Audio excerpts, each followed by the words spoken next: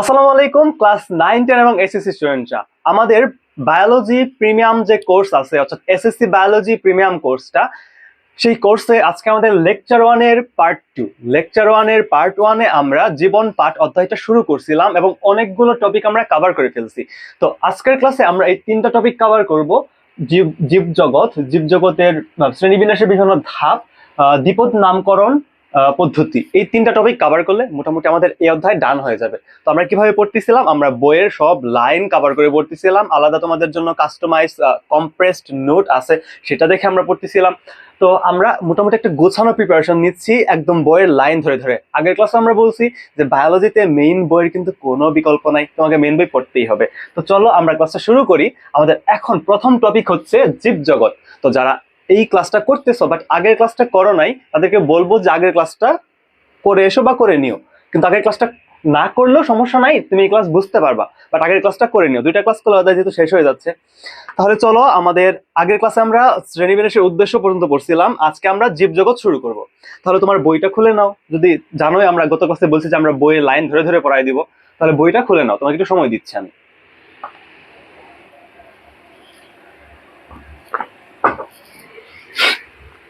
তো আশা করছি তুমি বই খুলে নিছো, সাথে একটা মার্কার নিলেও ভালো হয়। তো দেখো আমাদের জীবজগতে কি বলছে। ক্যারোলাস লিনিয়াসের সময়কাল থেকে শুরু করে বিংশ শতাব্দীর মাঝামাঝি সময় পর্যন্ত। ক্যারোলাস লিনিয়াস একজন বিজ্ঞানী, তার সময় থেকে শুরু করে বিংশ শতাব্দীর মাঝামাঝি পর্যন্ত জীবজগৎকে উদ্ভিদ এবং প্রাণী এই দুইটি রাজ্যে ভাগ করা হয়েছে। বিজ্ঞানের অগ্রযাত্রায় বর্তমানে কোষের ডিএনএ আরএনএ এর প্রকারভেদ, জীবদেহে কোষের বৈশিষ্ট্য, কোষের সংখ্যা, খাদ্যাভ্যাস, তথ্য উপাত্তের ভিত্তিতে আর.এইচ. হুইটেকার সেটাকে 1969 সালে জীবজগৎকে 5টা রাজ্যে ভাগ করেন বা 5 কিংডমে ভাগ করেন। চলো আমরা কি বলছো এখানে আমরা বোঝার চেষ্টা করি। তোমার বইটা খুলে নিছো, আমরা প্রথমে কিন্তু পড়ে দিলাম। বিজ্ঞানী ক্যারোলাস লিনিয়াস, আগের ক্লাসে বলছিলাম ক্যারোলাস লিনিয়াস হচ্ছে শ্রেণীবিন্যাসের জনক, ফাদার অফ কি শ্রেণীবিন্যাস। তো শ্রেণীবিন্যাসের জনক হচ্ছে ক্যারোলাস লিনিয়াস। তার সময় থেকে বিংশ শতাব্দীর মাঝামাঝি সময় পর্যন্ত হচ্ছে আমাদের জীবজগৎকে দুইটা রাজ্যে ভাগ করা হয়, উদ্ভিদ জগৎ এবং প্রাণী জগৎ। পরবর্তীতে দেখা গেল যে বিজ্ঞান তো অনেক ডেভেলপড হয়েছে, যখন ডেভেলপড হয়েছে তখন অনেক কিছু আমরা ইনভেন্ট করেছি, যে যেমন ধরো ডিএনএ আরএনএ এগুলার কি ধরনের পার্থক্যগুলো আছে, অনেক অনুবীক্ষণ যন্ত্র, অনেক বড় বড় কিন্তু যন্ত্র আবিষ্কার তখন হইতেছিল। তো তখন আমরা বুঝতে পারতেছি যে এখানে আরো বিভিন্ন ভাবে ভাগ করা যায়, আরো বিভিন্ন স্পেসিফিকলি বিভিন্ন ধরনের এখানে ধরো যে বৈশিষ্ট্যের উদ্ভব ঘটছে। বৈশিষ্ট্য আগে থেকেই ছিল কিন্তু মানুষ তখন সেটা বের করতে পারে নাই। দিন যত আপডেট হয়েছে, মানুষ তত মডার্ন হয়েছে, তত জিনিস ইনভেন্ট হয়েছে, তত প্রযুক্তি আপডেটেড হয়েছে। তো সেইভাবে নতুন নতুন বৈশিষ্ট্য অনুযায়ী ডিএনএ আরএনএ এর প্রকারভেদ, বিভিন্ন বৈশিষ্ট্য, এই সকল কিছুর উপর ডিপেন্ড করে আবার আমাদের সেই জীবজগৎকে বিজ্ঞানী আর.এইচ. হুইটেকার 1969 সালে 5টা সুপার কিংডম বা 5টা রাজ্যে ভাগ করে। বুঝতে পারছো? ক্যারোলাস লিনিয়াসের সময় থেকে বিংশ শতাব্দী পর্যন্ত মোটামুটি দুইটা ভাগে ভাগ ছিল, উদ্ভিদ জগৎ এবং প্রাণী জগৎ। কিন্তু পরবর্তীতে যখন প্রযুক্তি অনেক বেশি আপডেটেড হয়েছে, তখন কিন্তু অনেক নতুন নতুন বৈশিষ্ট্য, নতুন ভাবে আমরা বিভিন্ন প্রাণী সম্পর্কে জানতে পারছি। তখন সেটাকে আবার নতুন করে, আবার নতুন বৈশিষ্ট্যের আলোকে বিজ্ঞানী আর.এইচ. হুইটেকার 1969 সালে 5টা সুপার কিংডমে ভাগ করেন। এটুকু বুঝতে পারছো তাই না? তো চলো আমরা পরেরটুকু পড়ি, লিখে দিই, তোমাদের ভালো লাগবে। প্রথমে কি করে ক্যারোলাস লিনিয়াস।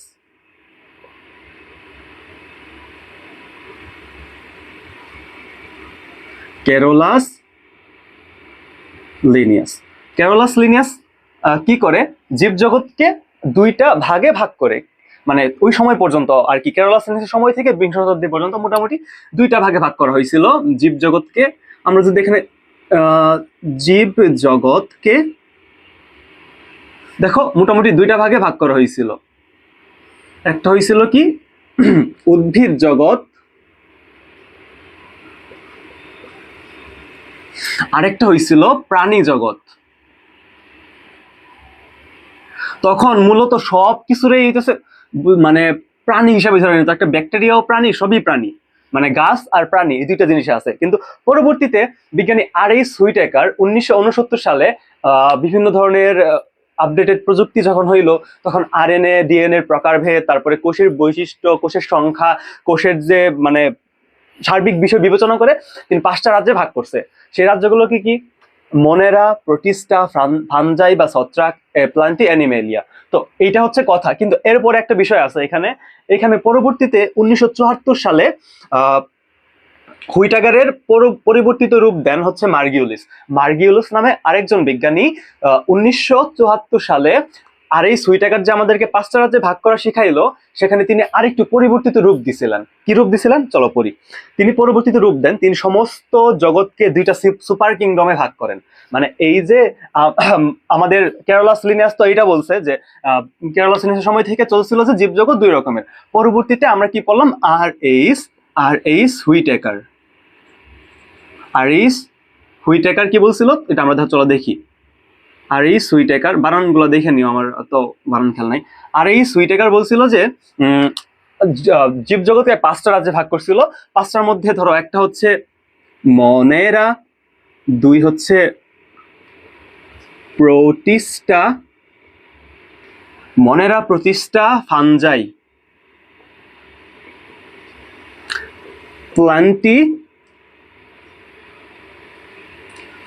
প্লান্টি আর হচ্ছে অ্যানিমেলিয়া।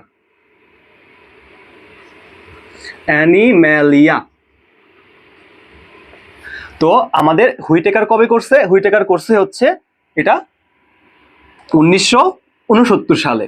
1969 সালে আর এই হুইটেকার 5টা রাজ্যে বিভক্ত করে। কে কে?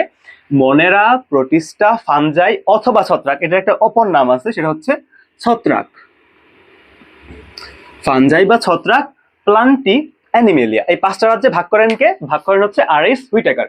কিন্তু পরবর্তীতে 1974 সালে বিজ্ঞানী কে বলো? বিজ্ঞানী হচ্ছে কি যেন নাম? হ্যাঁ, মার্গিউলিস। বিজ্ঞানী 1974 সালে বিজ্ঞানী মার্গিউলিস এই 5টা রাজ্যকে আবার 2টা সুপার কিংডমের আওতাভুক্ত করেন।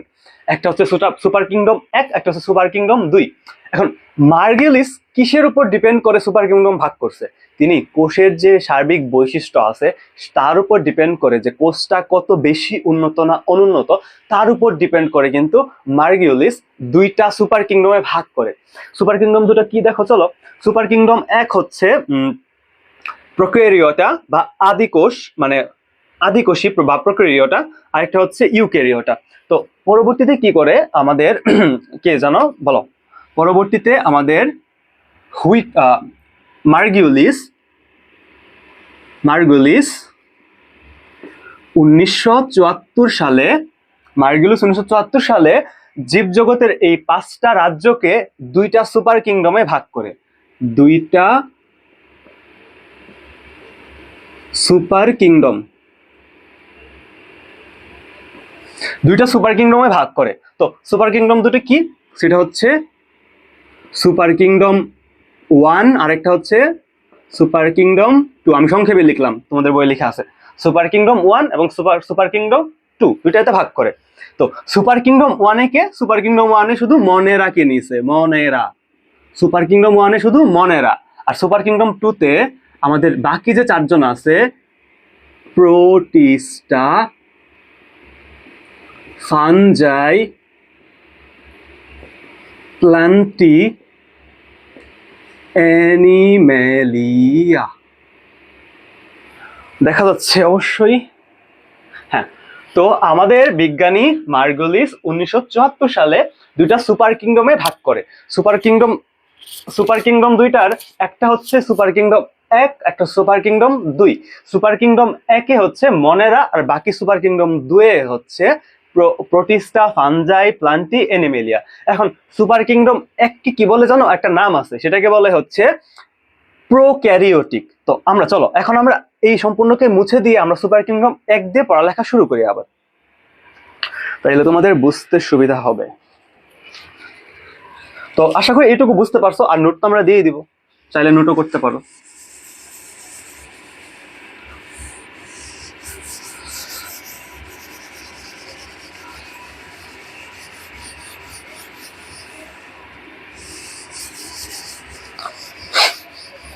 তাহলে আমাদের যে বিজ্ঞানী মার্গিউলিস কি করলো? 1974 সালে 2টা সুপার কিংডমে ভাগ করলো। তাহলে আমরা এখন পড়ব সুপার কিংডম এক। সুপার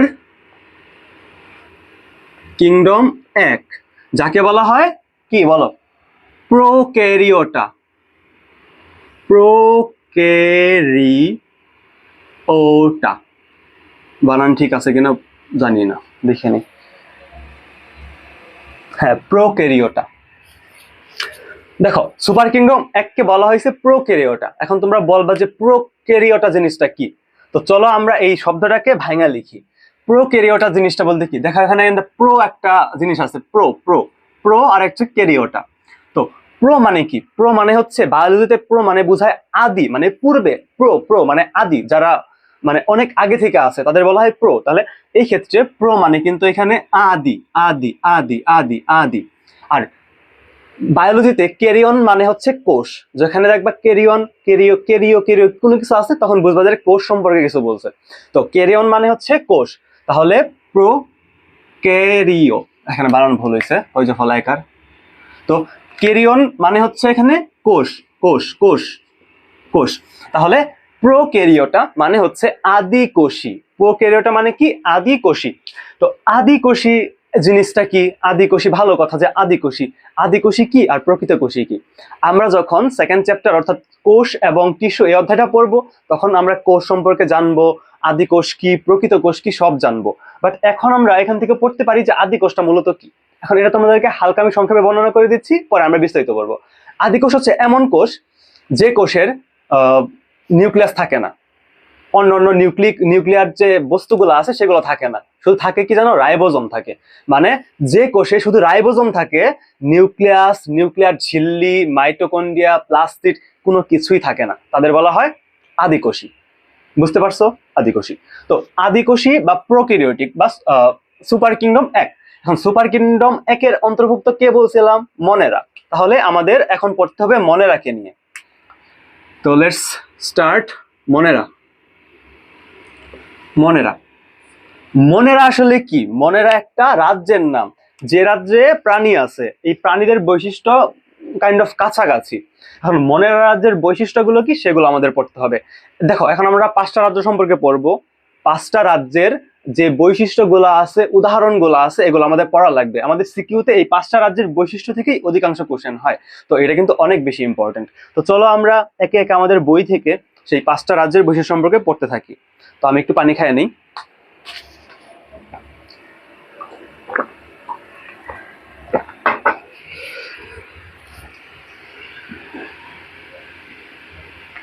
তো চলো আমরা মনেরা দিয়ে শুরু করি। তো দেখো তোমাদের বইয়ে সুপার কিংডম একে রাজ্য এক মনেরা সম্পর্কে বলা আছে। বৈশিষ্ট্য আমার সাথে সাথে তোমরা দেখো। এরা এককোষী ফিলামেন্টাস। একটির পর একটি কোষ লম্বালম্বি যুক্ত হয়ে ফিলামেন্ট গঠন করে। তারপরে কমা দিয়ে লেখা আছে কলোনিয়াল। লেখা আছে কোষে ক্রোমাটিন বস্তু থাকে কিন্তু নিউক্লিওলাস ও নিউক্লিয়ার পর্দা নাই। এদের কোষে প্লাস্টিড, মাইটোকন্ড্রিয়া, এন্ডোপ্লাজমিক জালিকা ইত্যাদি নেই, তবে রাইবোজোম আছে। কোষ বিভাজন দ্বিবিভাজন প্রক্রিয়ায় সম্পন্ন হয়। প্রধানত শোষণ পদ্ধতিতে খাদ্য গ্রহণ করে, তবে কেউ কেউ ফটোসিনথেসিস বা সালোক সংশ্লেষণ পদ্ধতিতে খাদ্য প্রস্তুত করে। উদাহরণ হচ্ছে নীলাভ সবুজ শৈবাল বা নস্টক বলে যাকে, আর হচ্ছে ব্যাকটেরিয়া। তো চলো আমরা এটা সম্পর্কে পড়ি। তো আমরা যদি বৈশিষ্ট্য এক আমরা পড়ি, আমরা একে একে অনেকগুলো বৈশিষ্ট্য পড়বো। আমাদের প্রথম বৈশিষ্ট্য যেটা 1 নম্বর বৈশিষ্ট্য, এরা হচ্ছে কি? এরা হচ্ছে এককোষী। এরা এককোষী। এরা এককোষী। এরা এককোষী অর্থাৎ এদের কোষের সংখ্যা একটা। এদের কোষের সংখ্যা একটা। তোমাদের বইয়ে পড়ো, দেখো লিখছে এরা এককোষী। তাহলে এটা একটা বৈশিষ্ট্য যে এরা এককোষী। এখন কথা, এখানে একটা ওয়ার্ড আছে যে ফিলামেন্টাস। তো এরা কি? ফিলামেন্টাস। Filamentous filamentous filamentous. এখন তোমাদের কথা আসে যে ফিলামেন্টাস জিনিসটা কি, এটা অনেকের বুঝতে প্রবলেম হবে। তো চলো আমরা ফিলামেন্টাস কি, এরা যে এক কোষী এটা তো বুঝতে পারছো, অর্থাৎ কোষের সংখ্যা একটা। কোষ কি? একটা মানে জীবের সবচেয়ে ক্ষুদ্র যে একক, গঠনের যে ক্ষুদ্র একক তাকে কোষ বলা হয়। তো কোষ, এরা এক কোষী মানে একটা কোষ আছে। এটার বৈশিষ্ট্য আরেকটা হইতেছে এরা ফিলামেন্টাস। ফিলামেন্টাস মানে কি, ধরো যে এখানে একটা কোষ, এখানে একটা কোষ, এখানে একটা কোষ, এখানে একটা কোষ, এই যে কোষগুলো একটার সাথে একটা একটার সাথে একটা লাগলো, মানে লেগে লেগে লেগে লেগে ওরা কিন্তু একটা চেইনের মতো গঠন করলো, যে একটার সাথে একটা কোষ যুক্ত হয়ে একটা চেনের মতো গঠন করলো। এই যে চেনের মতো গঠন, এটাকেই বলা হয় ফিলামেন্ট, এটাকেই বলা হয় ফিলামেন্ট। তাহলে একটার সাথে একটা কোষ একত্রিত হয়ে ফিলামেন্ট গঠন করে। তো ফিলামেন্টাস বলতে বোঝায় এরা একটার সাথে একটা কোষ যুক্ত হতে হতে হতে একটা চেনের মতো অংশ গঠন করবে, একেই বলা হয় মূলত ফিলামেন্টাস। তোমাদের বই লেখায় আছে যে দেখো যে এরা একটির সাথে একটি লম্বালম্বি ভাবে যুক্ত হয়ে ফিলামেন্ট গঠন করে। তো একটির সাথে একটা এইভাবে লম্বালম্বি ভাবে যুক্ত হয়ে একটা ফিলামেন্ট গঠন করছে, একটা চেনের মতো জিনিস গঠন করছে। তো এই হচ্ছে ফিলামেন্টাস। এরপরে আছে আমাদের একটা ওয়ার্ড, সেটা হচ্ছে কলোনিয়াল। কলোনিয়াল মানে কি দেখো, কলোনিয়াল,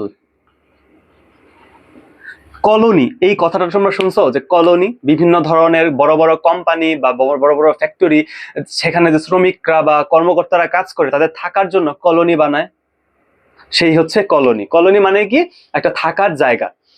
এখন কলোনি বলতে বোঝায় যে একসাথে হয়ে বসবাস করে, বা কলোনিয়াল, এরা দলবদ্ধ হয়ে একটা কলোনি তৈরি করে বসবাস করে, এই জন্য এদেরকে বলা হয় কলোনিয়াল। মানে দলবদ্ধ হয়ে একসাথে থাকাকে বলা হয় কলোনি তৈরি করে থাকা। এখন ইংরেজিতে বলে কলোনি। কলোনিয়াল বলতে বোঝায় দলবদ্ধ হয়ে থাকা, মানে একক থাকতে পারে কেউ। ধরো তুমি তোমার রুমে একক আসো, বা তুমি একটা বনের মধ্যে তুমি একাই আসো, তাহলে তুমি একক।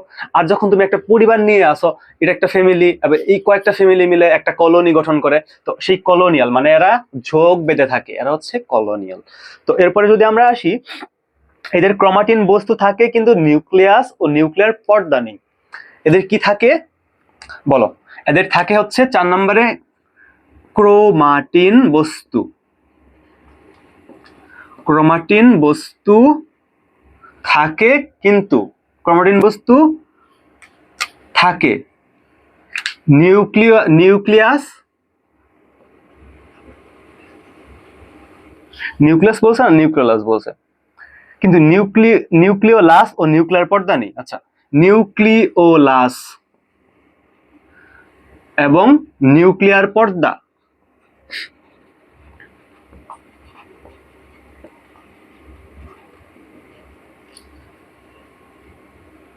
তাহলে দেখো এখানে থাকে কি আমাদের, এই মনে রাতে থাকে হচ্ছে ক্রোমাটিন বস্তু। ক্রোমাটিন বস্তু মানে কি, কোষের মধ্যে যে বস্তুগুলো আছে সেখানে ধরো যে জালিকাকার কিছু একটা বস্তু থাকে, এটা আমরা কোষ অধ্যায়ে পড়বো, ওগুলোকে বলা হয় ক্রোমাটিন বস্তু। তো ক্রোমাটিন বস্তু থাকে, থাকে না হচ্ছে নিউক্লিওলাস এবং নিউক্লিয়ার পর্দা থাকে না। তাহলে একটা কোষ, তোমাকে একটা নিউক্লিয়াস পড়তে হবে, সেই নিউক্লিয়াস, ধরো যে এটা একটা নিউক্লিয়াস, এই নিউক্লিয়াসের মধ্যে ধরো যে এইরকম একটা নিউক্লিওলাস থাকে, তারপরে এইদিকে নিউক্লিয়াসকে ঘিরে নিউক্লিয়ার মেমব্রেন বা পর্দা থাকে নিউক্লিয়াসের বাইরে। তো এইদিকে ধরো যে হইতেছে যে অনেক জিনিসপত্র থাকে, ধরো যে কি বলে ওগুলাকে, ক্রোমাটিন জালিকা, মানে এইগুলা থাকে। ক্রোমাটিন জালিকায় যে এরকম এরকম এরকম এরকম থাকে। তো কথা ওইটা না, আমাদের কথা হচ্ছে যে এখানে নিউক্লিওলাস মানে এই যে বিন্দু একটা জিনিস গাঢ় করে রাখছি, ওই নিউক্লিওলাস থাকে না, এখানে নিউক্লিয়ার পর্দাও থাকে না। তার মানে কি বলতো, এখানে নিউক্লিয়ার ভিতরে যে ক্রোমাটিন তন্তুগুলা আছে, এগুলা, এই যে এটাকে বলা হয় ক্রোমাটিন তন্তু। এই ক্রোমাটিন তন্তু, ধরো এটা যদি একটা কোষ হয়, এটা একটা কোষ হইলে যখন এই নিউক্লিয়ার মেমব্রেন থাকবে না, মানে বাইরে দিয়ে কোনো আবরণ নাই, তার মানে কি, কোষের মানে ওই নিউক্লিয়াসের ভিতরে যা আছে তা কোষের মধ্যে ছড়ায় থাকবে। সিম্পল হিসাব, যে আবরণ নাই বা নিউক্লিয়ার মেমব্রেন, নিউক্লিয়ার পর্দা ইংরেজিতে বলে নিউক্লিয়ার মেমব্রেন। নিউক্লিয়াসের বাইরে যে মেমব্রেন বা পর্দা তাকে বলা হয় নিউক্লিয়ার মেমব্রেন। তো নিউক্লিয়ার মেমব্রেন নাই মানে কি, এখানে নিউক্লিয়াসের ভিতরে যা আছে সব ছড়ানো ছিটানো থাকবে কোষের ভিতরে। তো এটাকে আদিকোষ কেন বলা হয়, এখানে নিউক্লিয়াস থাকে কিন্তু সুগঠিত নিউক্লিয়াস থাকে না। নিউক্লিয়াস থাকে কিন্তু সুগঠিত নিউক্লিয়াস থাকে না। তো সুগঠিত নিউক্লিয়াস নাম কেন, কারণ এখানে নিউক্লিয়ার পর্দা থাকে না, নিউক্লিওলাস থাকে না। এই হচ্ছে নিউক্লিওলাস, যেটা হচ্ছে নিউক্লিওলাস, এটা হচ্ছে নিউক্লিওলাস, আর এটা হচ্ছে ক্রোমাটিন তন্তু, আর বাইরে হচ্ছে নিউক্লিয়ার মেমব্রেন বা নিউক্লিয়ার পর্দা। তো এগুলো থাকে না, শুধু থাকে হইতেছে নিউক্লিয়ার ক্রোমাটিন তন্তু থাকে, তাও এই কোষের মধ্যে ছড়ানো থাকে। বুঝতে পারছো? আমরা এটা নিয়ে বিস্তারিত বলবো পরে।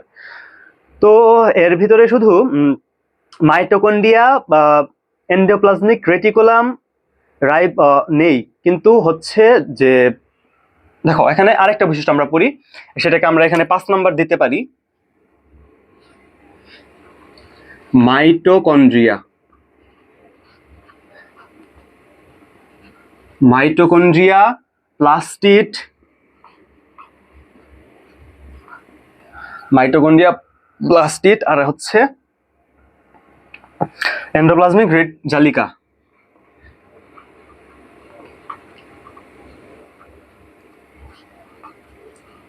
এন্ডোপ্লাজমিক জালিকা এগুলো কি থাকে? থাকে না কিন্তু। মাইটোকন্ড্রিয়া, প্লাস্টিড, এন্ডোপ্লাজমিক জালিকা কিচ্ছু থাকে না। থাকলে তো প্রকৃত খুশি হয়ে যায়, তো সবজি থাকতো, এগুলো থাকে না। তো আমাদের, আচ্ছা আমি একটু জানালাটা খুলে দিই, গরম লাগতেছে।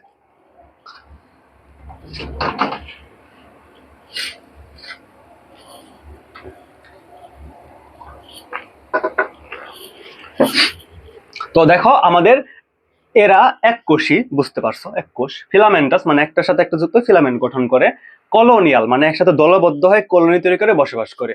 তারপরে আছে ক্রোমাটিন বস্তু থাকে, এই যে ক্রোমাটিন জালিকা বা ক্রোমাটিন বস্তু থাকে, কিন্তু নিউক্লিওলাস, এই যে বিন্দুর মতো নিউক্লিওলাস, নিউক্লিওলাস থাকে না, নিউক্লিওলাস থাকে না, নিউক্লিয়ার পর্দা থাকে না, সেই জন্যই তো ক্রোমাটিন বস্তু ছড়ানো থাকে, এই জন্যই তাদি কোষী। তারপরে থাকে মাইটোকন্ড্রিয়া, প্লাস্টিড, এন্ডোপ্লাজমিক রেটিকুলাম, কিচ্ছু থাকে না। এখন মাইটোকন্ড্রিয়া কি, প্লাস্টিড কি, এন্ডোপ্লাজমিক জালিকা কি, এগুলো আমরা পড়বো। এখন যদি আমরা এগুলো পড়তে যাই আমাদের সেকেন্ড চ্যাপ্টার সহ পড়া লাগবে। আমরা এই চ্যাপ্টার শেষ করিয়ে দেন, সেকেন্ড চ্যাপ্টারে যে আমরা এগুলো সব বিস্তারিত পড়বো। হ্যাঁ, তো আমাদের এই ছিল বৈশিষ্ট্য।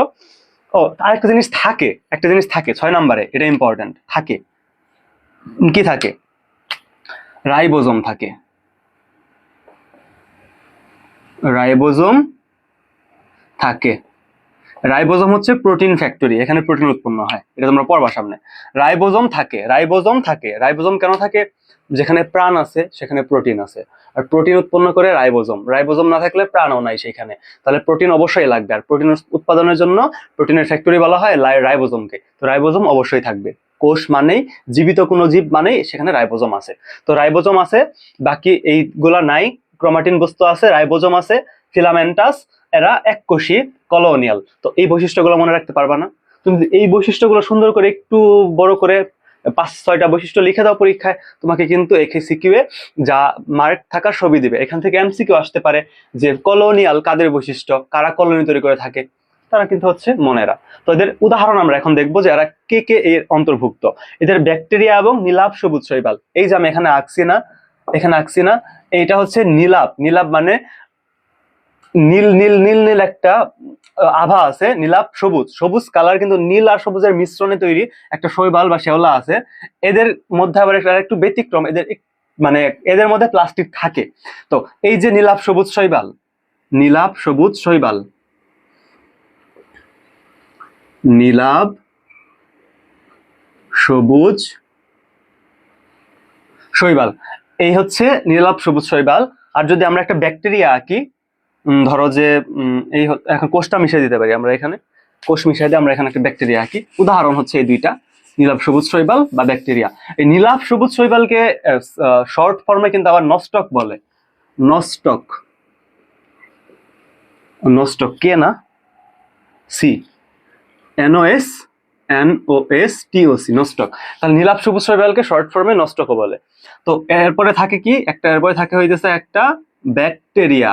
এই হচ্ছে একটা ব্যাকটেরিয়া, ব্যাকটেরিয়া। তো নীলাভ সবুজ শৈবাল এবং ব্যাকটেরিয়া থাকে কোথায়? মানে ব্যাকটেরিয়া থাকে বলতে কি, যে এদের নীলাভ সবুজ শৈবাল এবং ব্যাকটেরিয়াকে বলা হয় মনেরা, মানে ওরা মনেরা রাজ্যের অন্তর্ভুক্ত। কেন অন্তর্ভুক্ত? কারণ এদের যে বৈশিষ্ট্যগুলো আছে এই বৈশিষ্ট্যগুলোর সাথে মিলে যায়। যখন বৈশিষ্ট্যের সাথে মিলে যায় তখন তো তারা সেই রাজ্যেই থাকবে। তো সেই জন্য হচ্ছে আমাদের উদাহরণ কি দিব আমরা, আমাদের যদি বলে মনেরার উদাহরণ দিতে, তাহলে আমরা দুইটা উদাহরণ দিব, নীলাভ সবুজ শৈবাল এবং ব্যাকটেরিয়া। বুঝতে পারছো? তো এই ছিল আমাদের মনেরা রাজ্য নিয়ে যতটুকু পড়ালেখা। তো এরপরে আমরা পড়বো হচ্ছে প্রোটিস্টা রাজ্য নিয়ে। আমি একটু রেস্ট নিয়ে নিই 1 মিনিট।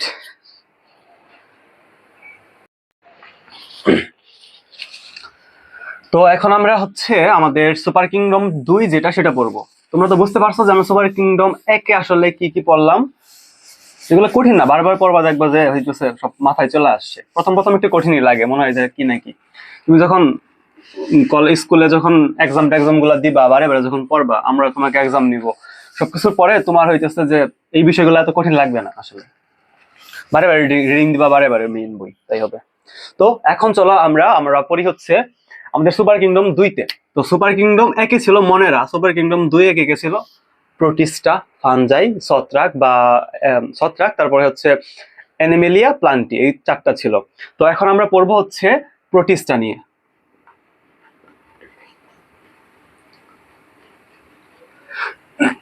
তো আমরা পড়বো এখন প্রোটিস্টা নিয়ে। তোমরা সবাই বইয়ে প্রোটিস্টার যে পার্টটা আছে সেটা বের করো। তো দেখো এখানে প্রোটিস্টা সুপার কিংডম 2 সম্পর্কে বলা আছে। সুপার কিংডম 2-কে আরেকটা নামে ডাকা হয়, এটা হলো ইউক্যারিওটা। তো এটা একটু জানতে হবে, ইউক্যারিওটা।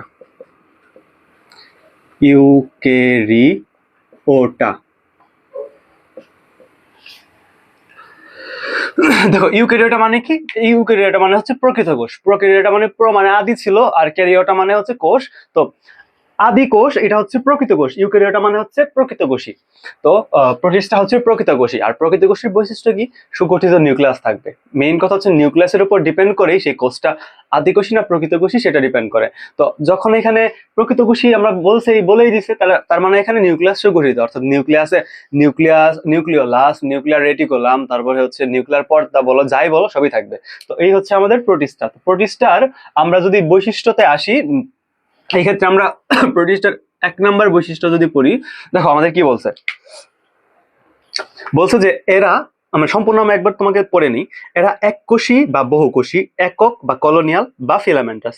এরা সুগঠিত নিউক্লিয়াস বিশিষ্ট, ক্রোমাটিন বস্তু নিউক্লিয়ার পর্দা দ্বারা পরিবেষ্টিত।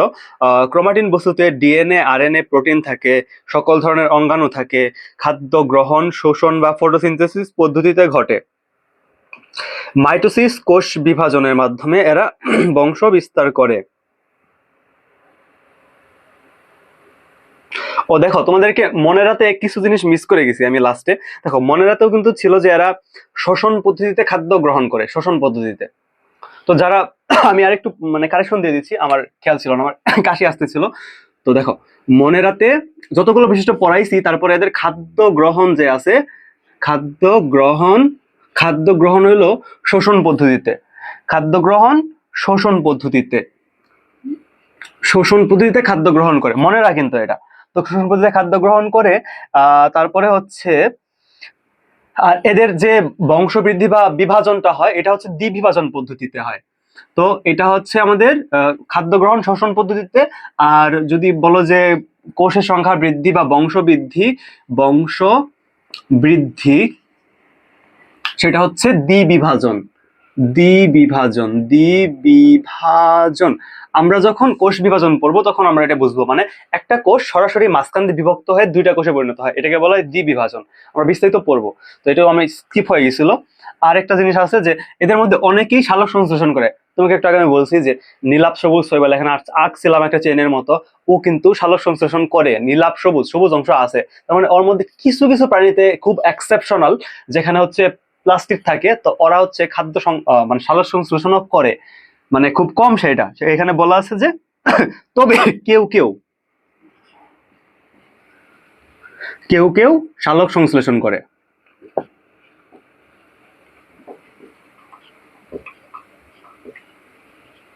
তো এই ছিল আমাদের মনের রাজ্য। তো দেখো আমি আসলে একটু স্কিপ করে ফেলছিলাম, কারণ হইতেছে আমার একটু ঠান্ডা লাগছে, কাশে আসতেছিল বেশি বেশি। তো মনেরা বুঝতে পারছো আমরা যতটুকু পড়াইছি। তো এই যে আমাদের প্রোটিস্টা, ও কিন্তু হচ্ছে কি, দেখো ও হচ্ছে প্রকৃত কোষী। যখন প্রোটিস্টা, ফানজাই বা ছত্রাক, অ্যানিমেলিয়া, প্লান্টি 4টায় যখন প্রকৃত কোষী, এখানে কিন্তু অনেক বৈশিষ্ট্য তুমি অটোমেটিক চলে আসে। সেই বৈশিষ্ট্যগুলো কি? সেই বৈশিষ্ট্যগুলো হচ্ছে এরা মানে এদের প্রকৃত কোষ বিশিষ্ট। প্রথমে আসে এরা এককোষী অথবা বহুকোষী। এরা এককোষী অথবা বহুকোষী।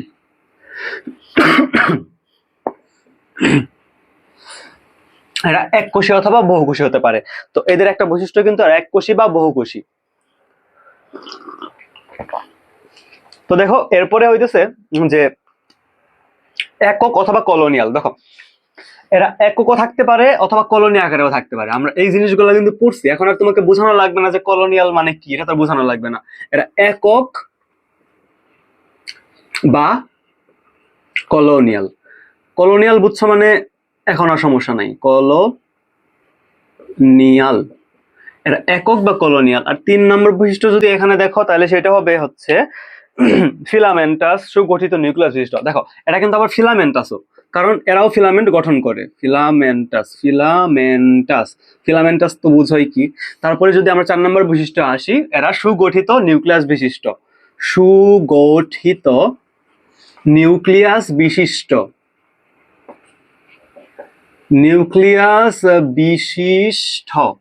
তো সুগঠিত নিউক্লিয়াস বিশিষ্ট মানে কি? এদের নিউক্লিয়াস হচ্ছে সুগঠিত, মানে এখানে সবকিছু আছে। এটা একটা আইডিয়াল বা আদর্শ নিউক্লিয়াস থাকে, যে এর মধ্যে নিউক্লিয়ার আবরণ থাকবে, নিউক্লিয়ার লাস থাকবে, ক্রোমাটিন জালিকা থাকবে, নিউক্লিয়ার মেমব্রেন থাকবে, তারপরে হচ্ছে নিউক্লিওপ্লাজম থাকবে, সবই থাকবে। তো এটা হচ্ছে একটা সুগঠিত।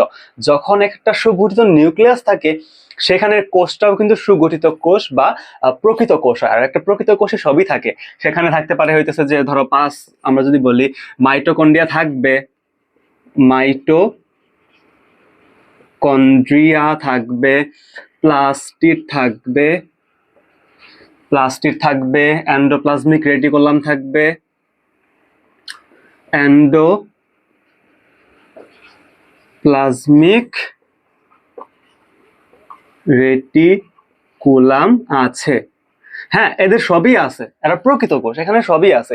মাইটোকন্ড্রিয়া বলো তুমি, প্লাস্টিড বলো, এন্ডোপ্লাজমিক রেটিকুলাম বলো, নিউক্লিয়ার মেমব্রেন বলো, যা বলো তা আছে। আবার কিন্তু রাইবোজোম আছে, রাইবোজোম তো সবারই আছে। আবার রাইবোজোমও আছে, রাইবোজোম তো সার্বজনীন, সবারই আছে, আদি কোষ, প্রকৃত কোষ। রাইবোজোমও আছে। তো এইগুলো যদি আর বৈশিষ্ট্য হয়, তো এরপরে আমরা দেখতে পারি হতেছে যে আমাদের এরা কিভাবে খাদ্য গ্রহণ করে, কিভাবে এরা হচ্ছে বংশ বিস্তার করে, সেগুলো যদি এখন দেখি। এদের খাদ্য গ্রহণ করে এরা এরা শ্বসন পদ্ধতিতেও করে, সালোক সংশ্লেষণও করে, দুইভাবেই করে। এরা শোষণ এবং সালোক সংশ্লেষণ দুইভাবেই করে। শোষণ বা সালোক সংশ্লেষণ পদ্ধতিতে কি করে খাদ্য গ্রহণ, শ্বসন পদ্ধতিতেও খাদ্য গ্রহণ করতে পারে, সালোক সংশ্লেষণ পদ্ধতিতে খাদ্য গ্রহণ করতে পারে।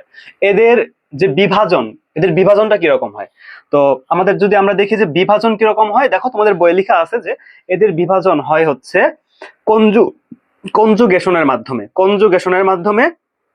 মাইটোসিস কোষ বিভাজনের মাধ্যমেও হয়, আবার হচ্ছে এদের কনজুগেশনের মাধ্যমেও বিভাজন হয়।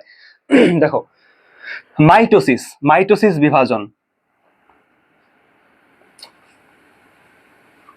মাইটোসিস অথবা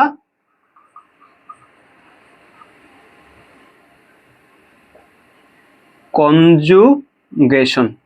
দেখো মাইটোসিস কোষ বিভাজন কাকে বলে, এখন আমরা পড়াবো না।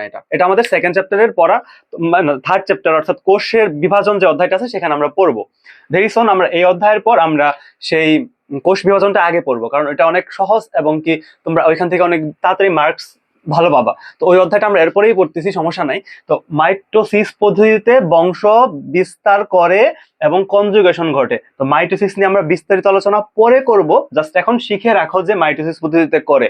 ওইটা যখন পড়াবো তখন বুঝে যাবা যে মাইটোসিস আসলে কি। তাহলে কনজুগেশন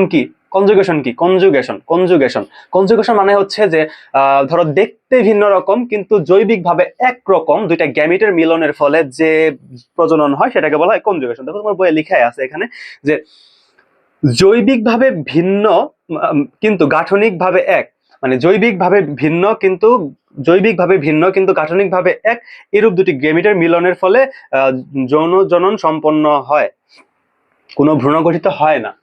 তাইলে দেখো কনজুগেশন মানে কি? কনজুগেশন এখানে আছে যে এরা জৈবিকভাবে এক, আমি মেবি ফার্স্টে ভুল বলছিলাম যে গাঠনিকভাবে এক না, জৈবিকভাবে সেম, আর গাঠনিক ভাবে আলাদা, আলাদা। তো জৈবিক ভাবে এক, গাঠনিক ভাবে আলাদা, মানে ওদের যে ভিতরের যে উপাদানগুলো সেগুলো সেম, বাট হচ্ছে যে এদের হইতেছে কি বলে, স্ট্রাকচার ডিফারেন্ট হইতে পারে, কালার ডিফারেন্ট হইতে পারে, মানে গাঠনিক ভাবে ওরা আলাদা, বাট জৈবিক ভাবে অর্থাৎ ভিতরের যে বিভিন্ন ধরনের এনজাইম বা বিভিন্ন ধরনের জিনিসপত্রগুলো যাতে সব সেম। তো এই হচ্ছে কথাবার্তা কনজুগেশন। তো কনজুগেশন একটা জননের পদ্ধতি, এখানে জৈবিক ভাবে এক কিন্তু গাঠনিক ভাবে ডিফারেন্ট বা ভিন্ন দুইটা দুইটা হচ্ছে গ্যামিটের মিলনের ফলে এইখানে যৌন জনন সম্পন্ন হয়। যৌন জনন কি, আশা করি এইটা তো বোঝানো লাগবে না, তুমি ক্লাস 9-এ পড়ো, যাই হোক। তো এইভাবে কিন্তু কনজুগেশন হয়। তো এরপরে হইতেছে যাদের ভ্রূণ সৃষ্টি হয় না। কারণ ভ্রূণ কি, ভ্রূণ নিয়ে আমরা সামনে পড়া আছে, তখন আমরা পড়বো। তো এখনো জাস্ট আমরা লিখে রাখি যে নয়, এদের ভ্রূণ সৃষ্টি হয় না। দেখো ভ্রূণ কি, দুইটা, একটা পুং মাতৃকোষ বা একটা পুরুষ মাতৃকোষ, একটা স্ত্রী মাতৃকোষ। একটা পুরুষ মাতৃকোষের যখন মায়োসিস বিভাজন ঘটে বা মিওসিস বিভাজন ঘটে, সেখান থেকে পুং গ্যামিট উৎপন্ন হয়, পুং গ্যামিট উৎপন্ন হয়। আবার একটা স্ত্রী মাতৃকোষ থেকে যখন মায়োসিস বিভাজন ঘটে, তখন সেখান থেকে স্ত্রী মাতৃকোষ উৎপন্ন হয় বা গ্যামিট উৎপন্ন হয়। এই গ্যামিট দুইটা যখন মিলিত হয়, সেটাকে বলা হয় জাইগোট। তো জাইগোটের বিভাজনের একটা পর্যায়ে এমন একটা অবস্থায় যায়, তখন সেই অবস্থাটার নাম বলা হয় ভ্রূণ। ভ্রূণ, দেখবা যে মানুষের যখন বাচ্চা হয় পেটে, তখন বলে না ভ্রূণ, একটা অবস্থায় থাকে ভ্রূণ, মানে অনেক ক্ষুদ্র একটা অবস্থা, সেটাকে বলা হয় ভ্রূণ। এই অবস্থার নামটাকেই বলা হয় ভ্রূণ। তো ভ্রূণ সৃষ্টি হয় না এখানে, সরাসরি ধরো যে ভ্রূণ সৃষ্টি না হয়, তার পরবর্তী যে ধাপগুলো আছে সেগুলো হয়। তো আশা করছি তোমরা এটা জানো, আর যদি না জানো আমরা সামনের অধ্যায়গুলোতে এগুলো বিস্তারিত আলোচনা আছে, তখন পড়বো। হ্যাঁ, তো এই ছিল আমাদের প্রতিষ্ঠার যে আলোচনা। এখন আমরা যদি উদাহরণ পড়ি,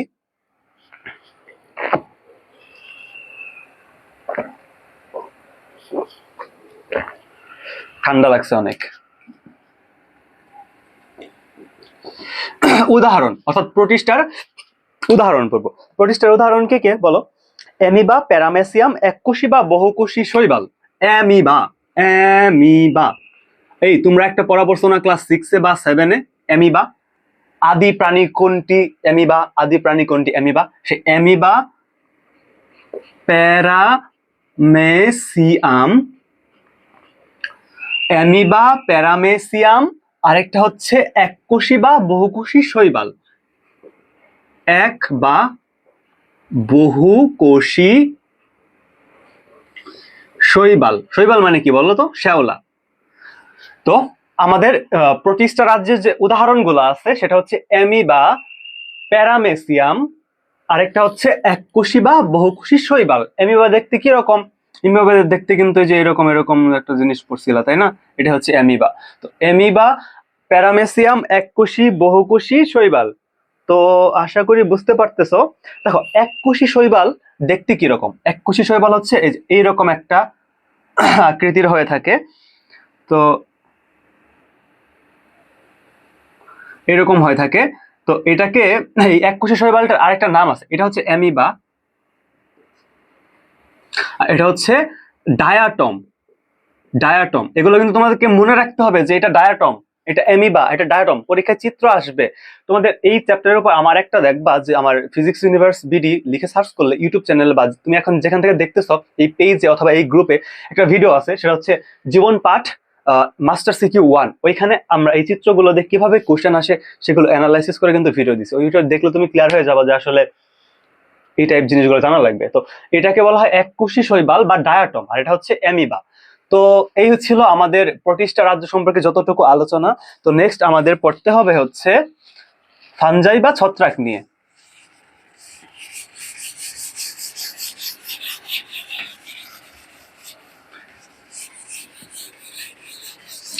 আমি তোমাদের ক্লাসগুলো একটু রেস্ট নিয়ে নিয়ে থেমে থেমে নিচ্ছি, আমার একটানা কথা বলতে পারতেছি না।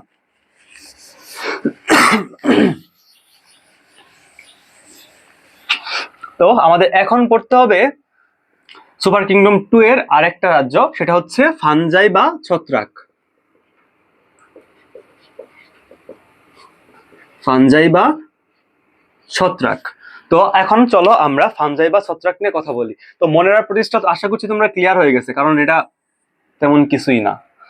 তো ধরো ফাঞ্জাই বা ছত্রাক, ছত্রাক তো সবাই চিনো, ছত্রাক মাশরুম এই জিনিসগুলো তো চিনোই সবাই। চুলকানি হয় না, চুলকানি হয় অনেকের এদিকে ওদিকে অনেক জায়গায় চুলকানি হয়, ওটা কিন্তু ছত্রাক থেকে হয়ে থাকে সাধারণত।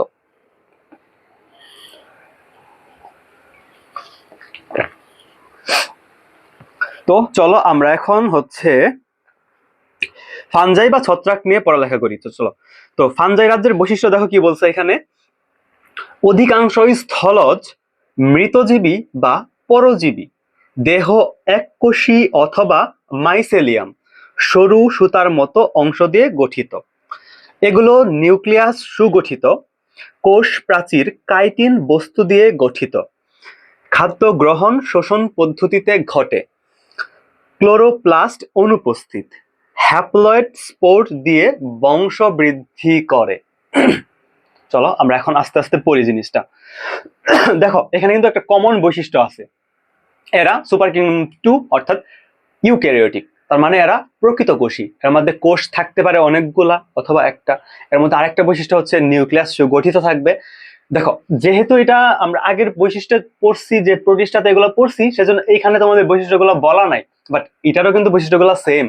অর্থাৎ এদের কোষ যে হচ্ছে প্রকৃত কোষ, এককোষী বা বহুকোষী, তারপরে এদের যে মানে কি কি থাকে কোষের মধ্যে, এটা কিন্তু সে আমাদের প্রতিষ্ঠার মতোই সেম। আমরা ওই বৈশিষ্ট্যগুলো এখানে আছে ধরে নাও, দেন হচ্ছে আমরা নতুন যে বৈশিষ্ট্যগুলো ছত্রাকের জন্য সেগুলো এখন পড়ি। সেগুলো হচ্ছে, এক নম্বর যদি তুমি বলো, সেটা হবে যে এরা স্থলজ, মানে এরা অধিকাংশই স্থলজ, মানে ভূমিতে থাকে, সমতল ভূমিতে বা ভূমিতে থাকে, পাহাড়ি অঞ্চল যাই হোক, পানিতে থাকে না, মানে বেশিরভাগটি হচ্ছে স্থলজ। স্থলজ, তারপরে বলছে মৃতজীবী বা পরজীবী, মৃতজীবী জীবী বা পরজীবী।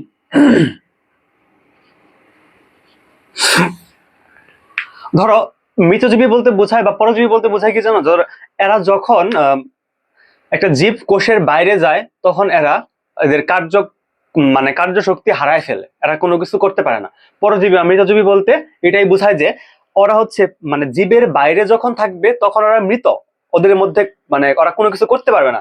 যখন তোমার শরীরে আসবে তখন ওরা জীবিত হয়ে যাবে, তখন ওরা কাজ করতে পারবে।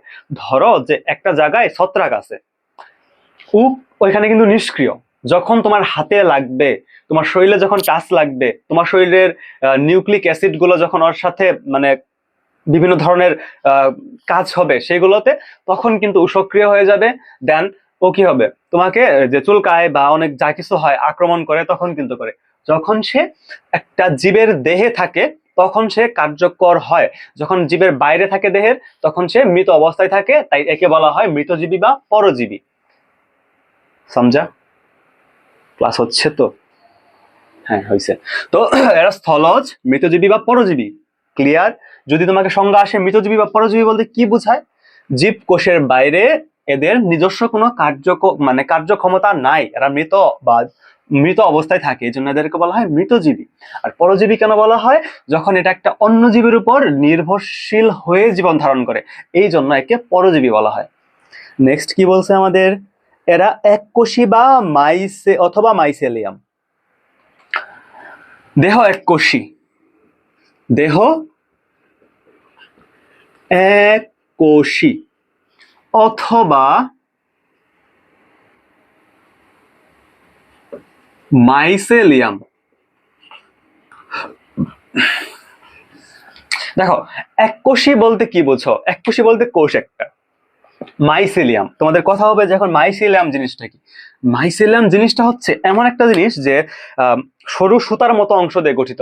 মানে ধরো যে এই মানে এদের একটা কোষ এমন মানে এমন হইলো যে একটা সরু সুতার মতো, এরকম সুতার মতো অংশ দিয়ে গঠিত হইলো, তখন যে মানে এই গঠনটা এভাবে যে সরু সুতার মতো অংশ দিয়ে গঠিত যে জীবটা পরজীবটা বা ছত্রাকটা ফাঞ্জাইটা হবে, সেটাকে বলবো মাইসেলিয়াম, সেটাকেই বলবো মাইসেলিয়াম। তাহলে মাইসেলিয়াম বলতে কি বোঝায়, মাইসেলিয়াম মানে হচ্ছে এরা সরু সুতার মতো অংশ দিয়ে গঠিত।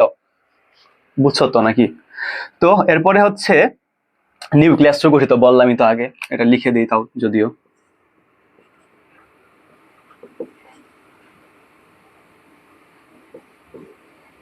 নিউক্লিয়াস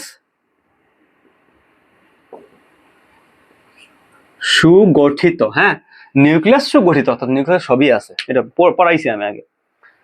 কোষ প্রাচীর কাইটিন দিয়ে গঠিত, এটা হচ্ছে একটা ইম্পর্টেন্ট জিনিস, যে আইভি মানে কোষ প্রাচীর। এখন বলতে পারো কোষ প্রাচীর কি, কোষ প্রাচীর কি আমরা পড়বো সামনের চ্যাপ্টারে। কাইটিন দিয়ে গঠিত। দেখো কোষ প্রাচীর জিনিসটা আসলে কি, কোষের বাইরে যে প্রাচীর থাকে তাকে কোষ প্রাচীর বলে।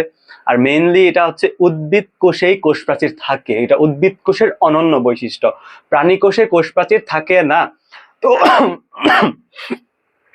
ফানজাই বা ছত্রাক যারা আছে এরা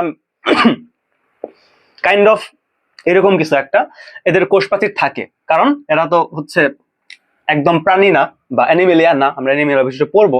তো এদের কোষ প্রাচীর কাইটিন দিয়ে গঠিত।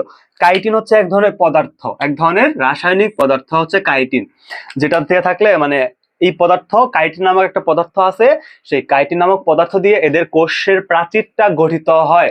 এক ধরনের শক্ত পদার্থ যেটা হচ্ছে নাম হচ্ছে কাইটিন। কাইটিন কাইটিন নামে পদার্থ দিয়ে কোষ প্রাচীর গঠিত হয়। এখন বলো কাইটিন কি? কাইটিন একটা পদার্থ যেটা হচ্ছে এদের কোষ প্রাচীরের গঠন করতে হেল্প করে, বা সেটা দিয়েই এই কোষ প্রাচীর গঠিত হয়, সেটার নামই হচ্ছে কাইটিন। তো নেক্সট যদি আসো, তাহলে খাদ্য গ্রহণ শোষণ পদ্ধতিতে ঘটে, ক্লোরোপ্লাস্ট অনুপস্থিত, হ্যাপ্লয়েড স্পোর দিয়ে বংশ বৃদ্ধি করে। দেখো খাদ্য গ্রহণ শোষণ পদ্ধতিতে ঘটে। খাদ্য গ্রহণের পদ্ধতি হচ্ছে শোষণ পদ্ধতি। খাদ্য গ্রহণ শোষণ পদ্ধতিতে ঘটে, খাদ্য গ্রহণ শোষণ পদ্ধতিতে ঘটে, খাদ্য গ্রহণ শোষণ পদ্ধতিতে ঘটে, অর্থাৎ একটা প্রক্রিয়ার নাম হচ্ছে শোষণ প্রক্রিয়া, সেই প্রক্রিয়ায় খাদ্য গ্রহণ ঘটে। বুঝতে পারছো?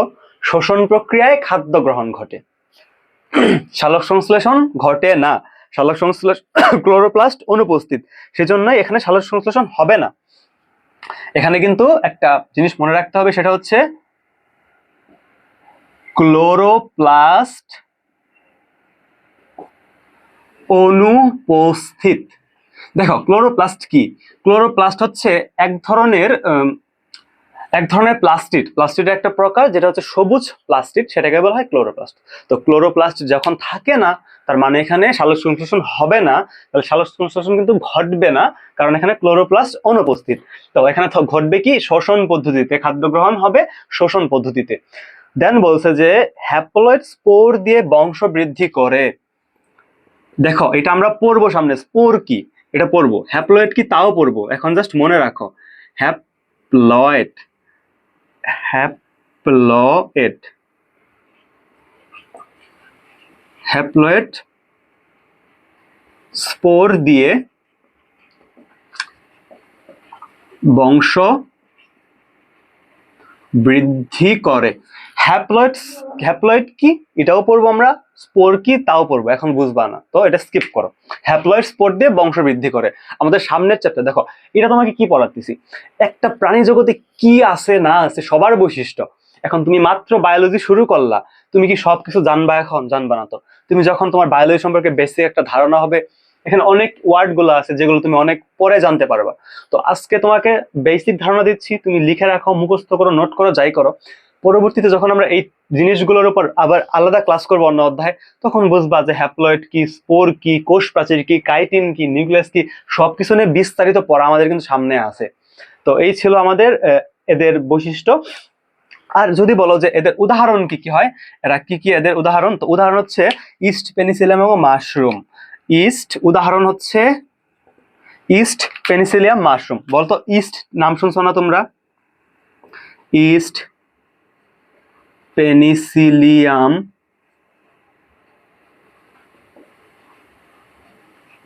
মাশরুম। হ্যাঁ দেখো মাশরুম কি? ওই যে ব্যাঙের ছাতার মতো দেখতে, এখন খাওয়া যায়। মাশরুমের আবার প্রকার ভেদ আছে, কিছু আছে বিষাক্ত মাশরুম, কিছু আছে হইতেছে যে খাওয়ার মতো। তো মাশরুম আছে পেনিসিলিয়াম, পেনিসিলিন নামক একটা ওষুধ তৈরিতে পেনিসিলিয়াম ইউজ করা হয়, এটাও একটা পরজীবী বা ছত্রাকের আন্ডারেই পড়ে। পেনিসিলিয়াম। আর ইস্ট, ইস্ট কি যেন কাজ করে? ইস্টের কাজ হচ্ছে ওই যে তোমরা কেক খাও, পাউরুটি খাও, বিশেষ করে পাউরুটিতে পাউরুটি দেখবা যে মাঝখানে ফাঁকা ফাঁকা থাকে, ফুলে যায়। ওই ফাঁকা যে হয়, যে একটা পদার্থ যেখানে অ্যাড করা হয় এই ইস্ট দেওয়ার কারণে এখানে ফার্মেন্টেশন ঘটে, ওখানে কার্বন ডাইঅক্সাইড উৎপন্ন হয়, এখানে অনেক কিছু হয়। পরে মাঝখানে ওই কার্বন ডাইঅক্সাইড গুলো জমা হওয়ার কারণে এখানে ফাঁকা ফাঁকা অংশের তৈরি হয় পাউরুটি। ওইটা মেইনলি হচ্ছে ইস্টের কারণে হয়। আর ফার্মেন্টেশন বা গাজন প্রক্রিয়ায় হয়। এই ফার্মেন্টেশন কি, এটা আবার সামনে পড়বা, তো এগুলো এখন না বলি। তো ইস্ট, পেনিসিলিয়াম, মাশরুম, এগুলো হচ্ছে আমাদের ফানজাই বা ছত্রাকের প্রাণী, এদের অন্তর্ভুক্ত, এই রাজ্যের অন্তর্ভুক্ত। তো এরপরে আসো প্লান্টি। তো এই ছিল আমাদের এই ফানজাই বা ছত্রাক নিয়ে। তো নেক্সট আমরা এখন পড়বো প্লান্টি। প্লান্টি তো পড়াইতে হবে না, প্লান্টি সবাই চিনো, বিভিন্ন ধরনের উদ্ভিদ। প্লান্টি, প্ল্যান্ট, এটা তো আর কিছু পড়ানোর কিছু নাই। উদ্ভিদ সবুজ, মানে প্লাস্টিড আছে, সালোক সংশ্লেষণ করবে, প্রকৃত কোষী, কোষ প্রাচীর থাকবে।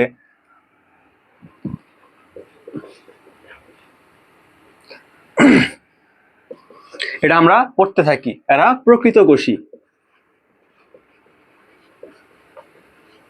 তারপরে এরা কি? বহুকোষী। তারপরে কি বলো, 2 নম্বরে কি হইতে পারে? এদের কি? এদের কি থাকে? প্লাস্টিড থাকে।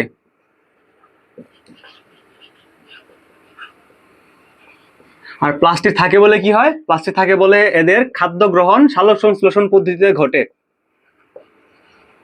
সালোক সংশ্লেষণ পদ্ধতিতে ঘটে।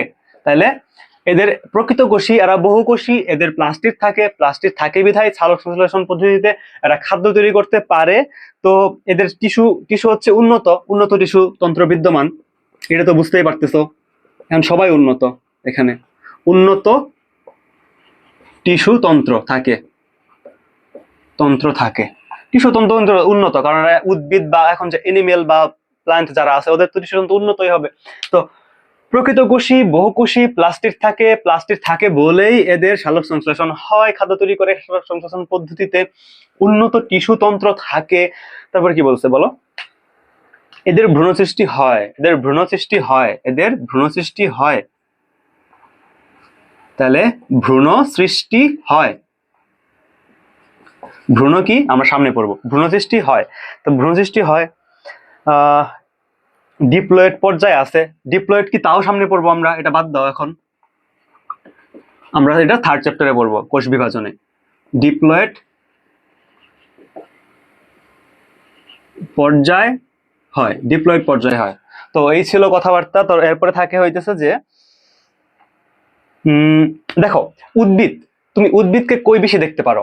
পানিতে, নদী বা সমুদ্রের মাঝখানে, নাকি হইতেছে যে তোমার স্থলভূমিতে, পাহাড়ি অঞ্চলে?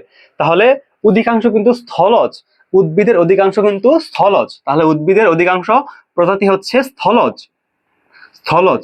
স্থলজ মানে কি? এরা মাটিতে জন্মায়, অধিকাংশই মাটিতে জন্মায়। মানে মাটিতে বলতে কি, যে পানিতে না, মানে ভূমিতে জন্মায়। তো অধিকাংশই স্থলজ, কিছু কিছু আছে জলজ, তো অধিকাংশই হচ্ছে স্থলজ। তবে মানে অসংখ্য জলজ প্রজাতিও আছে। এদের অধিকাংশ, ধরো যে যদি আমরা কত পড়ছিলাম যে 4 লক্ষ প্রজাতির উদ্ভিদ আছে, মেবি এটা পড়ছিলাম। তো 4 লক্ষের মধ্যে ধরো অনেক বেশি পরিমাণ স্থলজ, আবার আবার অনেকাংশেও আবার জলজ আছে, অসংখ্য জলজ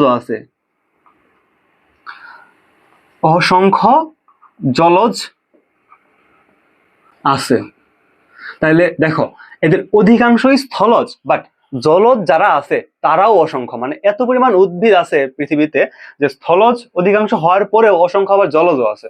তো এই ছিল কথাবার্তা। তো এরপরে যদি আসো যে জনন সম্পর্কে, এরা জনন কিভাবে করে? এরা করে হচ্ছে যৌন জনন। উন্নত, দেখো প্রাণী যত উন্নত হবে তাদের জনন কিন্তু তত উন্নত হবে। যেমন আমরা মনেরাতে পড়ছি কি? মনেরাতে দ্বিবিভাজন ঘটে। প্রতিষ্ঠাতে কি পড়ছি? প্রতিষ্ঠাতে মাইটোসিস ঘটে। তারপরে ফানজাই বা ছত্রাকে, সেখানেও মোটামুটি যে কি কি পড়লাম, মাইটোসিসই তো পড়লাম। হ্যাঁ, তো এইভাবে ধরো যে কি পড়ছিলাম, হ্যাঁ ফানজাই। তারপরে যদি আমরা দেখি যে প্রতিষ্ঠাতে কি পড়ছিলাম, এখানে মাইটোসিসই পড়ছিলাম আমরা, যে মাইটোসিস প্রক্রিয়ায় এখানে জনন ঘটে, যে কনজুগেশনের মাধ্যমে। আবার যদি আমরা ওই যে আচ্ছা হ্যাঁ, দেখো আমরা ফানজাইতে পড়ছিলাম, এখানে মাইটোসিস পড়ি নাই, আমরা পড়ছি হ্যাপ্লয়েড স্পোর দিয়ে বংশবৃদ্ধি করে, হ্যাপ্লয়েড স্পোর দিয়ে বংশবৃদ্ধি করে। তো এই ছিল তিনটা। এখন বৈশিষ্ট্য, উদ্ভিদের রাজ্য উন্নত হচ্ছে, আমরা কিন্তু অনুন্নত থেকে উন্নতর দিকে যাচ্ছি। তাহলে এখন আমরা আছি প্লান্টিতে, প্লান্টি মোটামুটি কিন্তু একটা উন্নতই। সব থেকে উন্নতকে অ্যানিমেলিয়া। তো অ্যানিমেলিয়ারও কিন্তু জনন কিন্তু যৌন জনন, জানো তো প্লান্টিরও জনন হচ্ছে যৌন জনন। তাহলে প্লান্টির এদের জনন কি? যৌন জনন। জনন জনন হচ্ছে যৌন জননের মাধ্যমে হইতেছে এরা বংশবৃদ্ধি করে। একটা পড়ছনা যে পরাগায়ন পড়ছনা, যে একটা পুং ফুল একটা স্ত্রী ফুল থাকে, পুরুষ ফুলের গর্বা কি জানি বলে এটারে, মানে পুরুষ ফুলের যে এখান থেকে পুং গ্যামিট বা ইগুলা আছে, এটা বাতাসের মাধ্যমে বা কোনো প্রাণীর মাধ্যমে এসে স্ত্রী ফুলের গর্ভ মুন্ডে প্রতিস্থাপিত হয়। তবে সেখান থেকে হইতেছে গর্ভদণ্ড দিয়ে গর্ভাশয়ে যায়, সেখানে হইতেছে ডিপ্লয়েড হয়, ট্রিপ্লয়েড হয়। এই জিনিসগুলো কিন্তু আছে, এগুলো পড়বার সামনে। তো জনন কিন্তু এখানে যৌন জননী ঘটে। তো এদের ক্ষেত্রে আবার একটা কথা আছে, অ্যানাইসোগ্যামাস। অ্যানাইসোগ্যামাস দেখো, এই যে এখানে অ্যানাইসোগ্যামাস আছে, প্লান্টিতে অ্যানাইসোগ্যামাস আছে, অর্থাৎ আকার আকৃতি শারীরবৃত্তীয় পার্থক্য বিশিষ্ট দুটি গ্যামিটের মিলনের মাধ্যমে যৌনজনন সম্পন্ন হয়। দেখো, একটা স্ত্রী গ্যামিট একটা পুং গ্যামিট, দুইটা যদি সেমই হয়ে যেত তাহলে তো আর সেম মানে দুইটা আলাদা নাম হইতো না।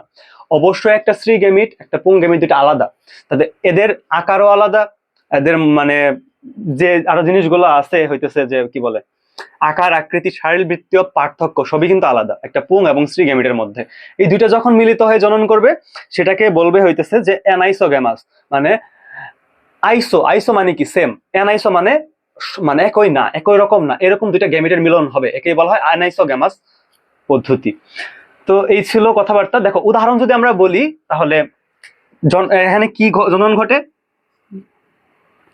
অ্যানাইসোগ্যামাস, এটা মনে রাখো। আর অ্যানাইসোগ্যামাস কি? আকার আকৃতি গঠনগত দিকে পার্থক্য, অ্যানাইসোগ্যামাস পার্থক্য থাকবে, দুইটা মিলে একটা নতুন কিছু হবে। তো এদের উদাহরণ যদি দেখো, উদাহরণ তো সবাই জানো, সবুজ উদ্ভিদ। বুঝতে পারছো? প্লান্টি এটা সবার পরিচিত, এটা না বোঝার কিছুই নেই। জাস্ট এখানে ইম্পর্টেন্ট হচ্ছে অ্যানাইসোগ্যামাস। দেখো প্রতিটা রাজ্যের একটা কমন জিনিস পাইতেছো, আমরা কি পড়তেছি, এদের কোষ কিরকম, এদের প্লাস্টিক থাকে না কি থাকে, এদের টিস্যুতন্ত্র কিরকম, এরা মানে জনন কিরকম ভাবে হয়, ভ্রূণ উৎপন্ন হয় কিনা, বা এরা কোথায় থাকে, এরা হইতেছে যে জননটা কি রকম করে হয়, বা খাদ্য গ্রহণ কিভাবে ঘটে, এগুলোই কিন্তু পড়তেছি। তো এগুলো তুমি যদি বুঝে বুঝে পড়ো আসলে কিন্তু কঠিন না। তো এরপরে হচ্ছে আমাদের লাস্ট পার্ট। লাস্ট পার্ট বলতে হইতেছে যে আমাদের এই রাজ্যগুলোর লাস্ট যে রাজ্য আছে সেই রাজ্য হবে, রাজ্য কি হবে বলো, সেটা হচ্ছে অ্যানিমেলিয়া। হ্যাঁ, অ্যানিমেলিয়া, সেটা হবে অ্যানিমেলিয়া।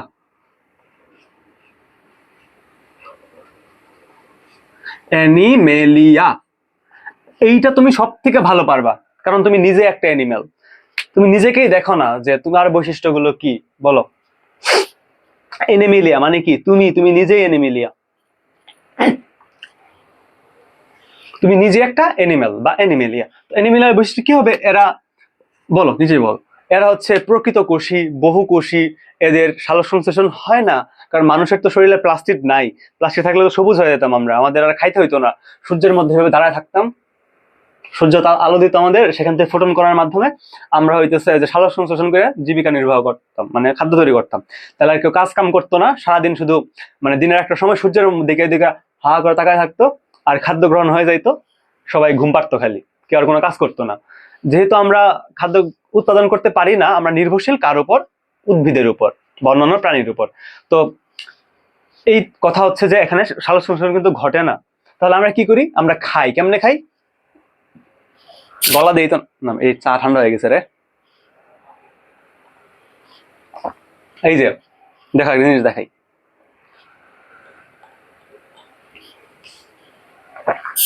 গলা দিয়ে গেল না, এটাকে বলা হয় গলাধঃকরণ করি।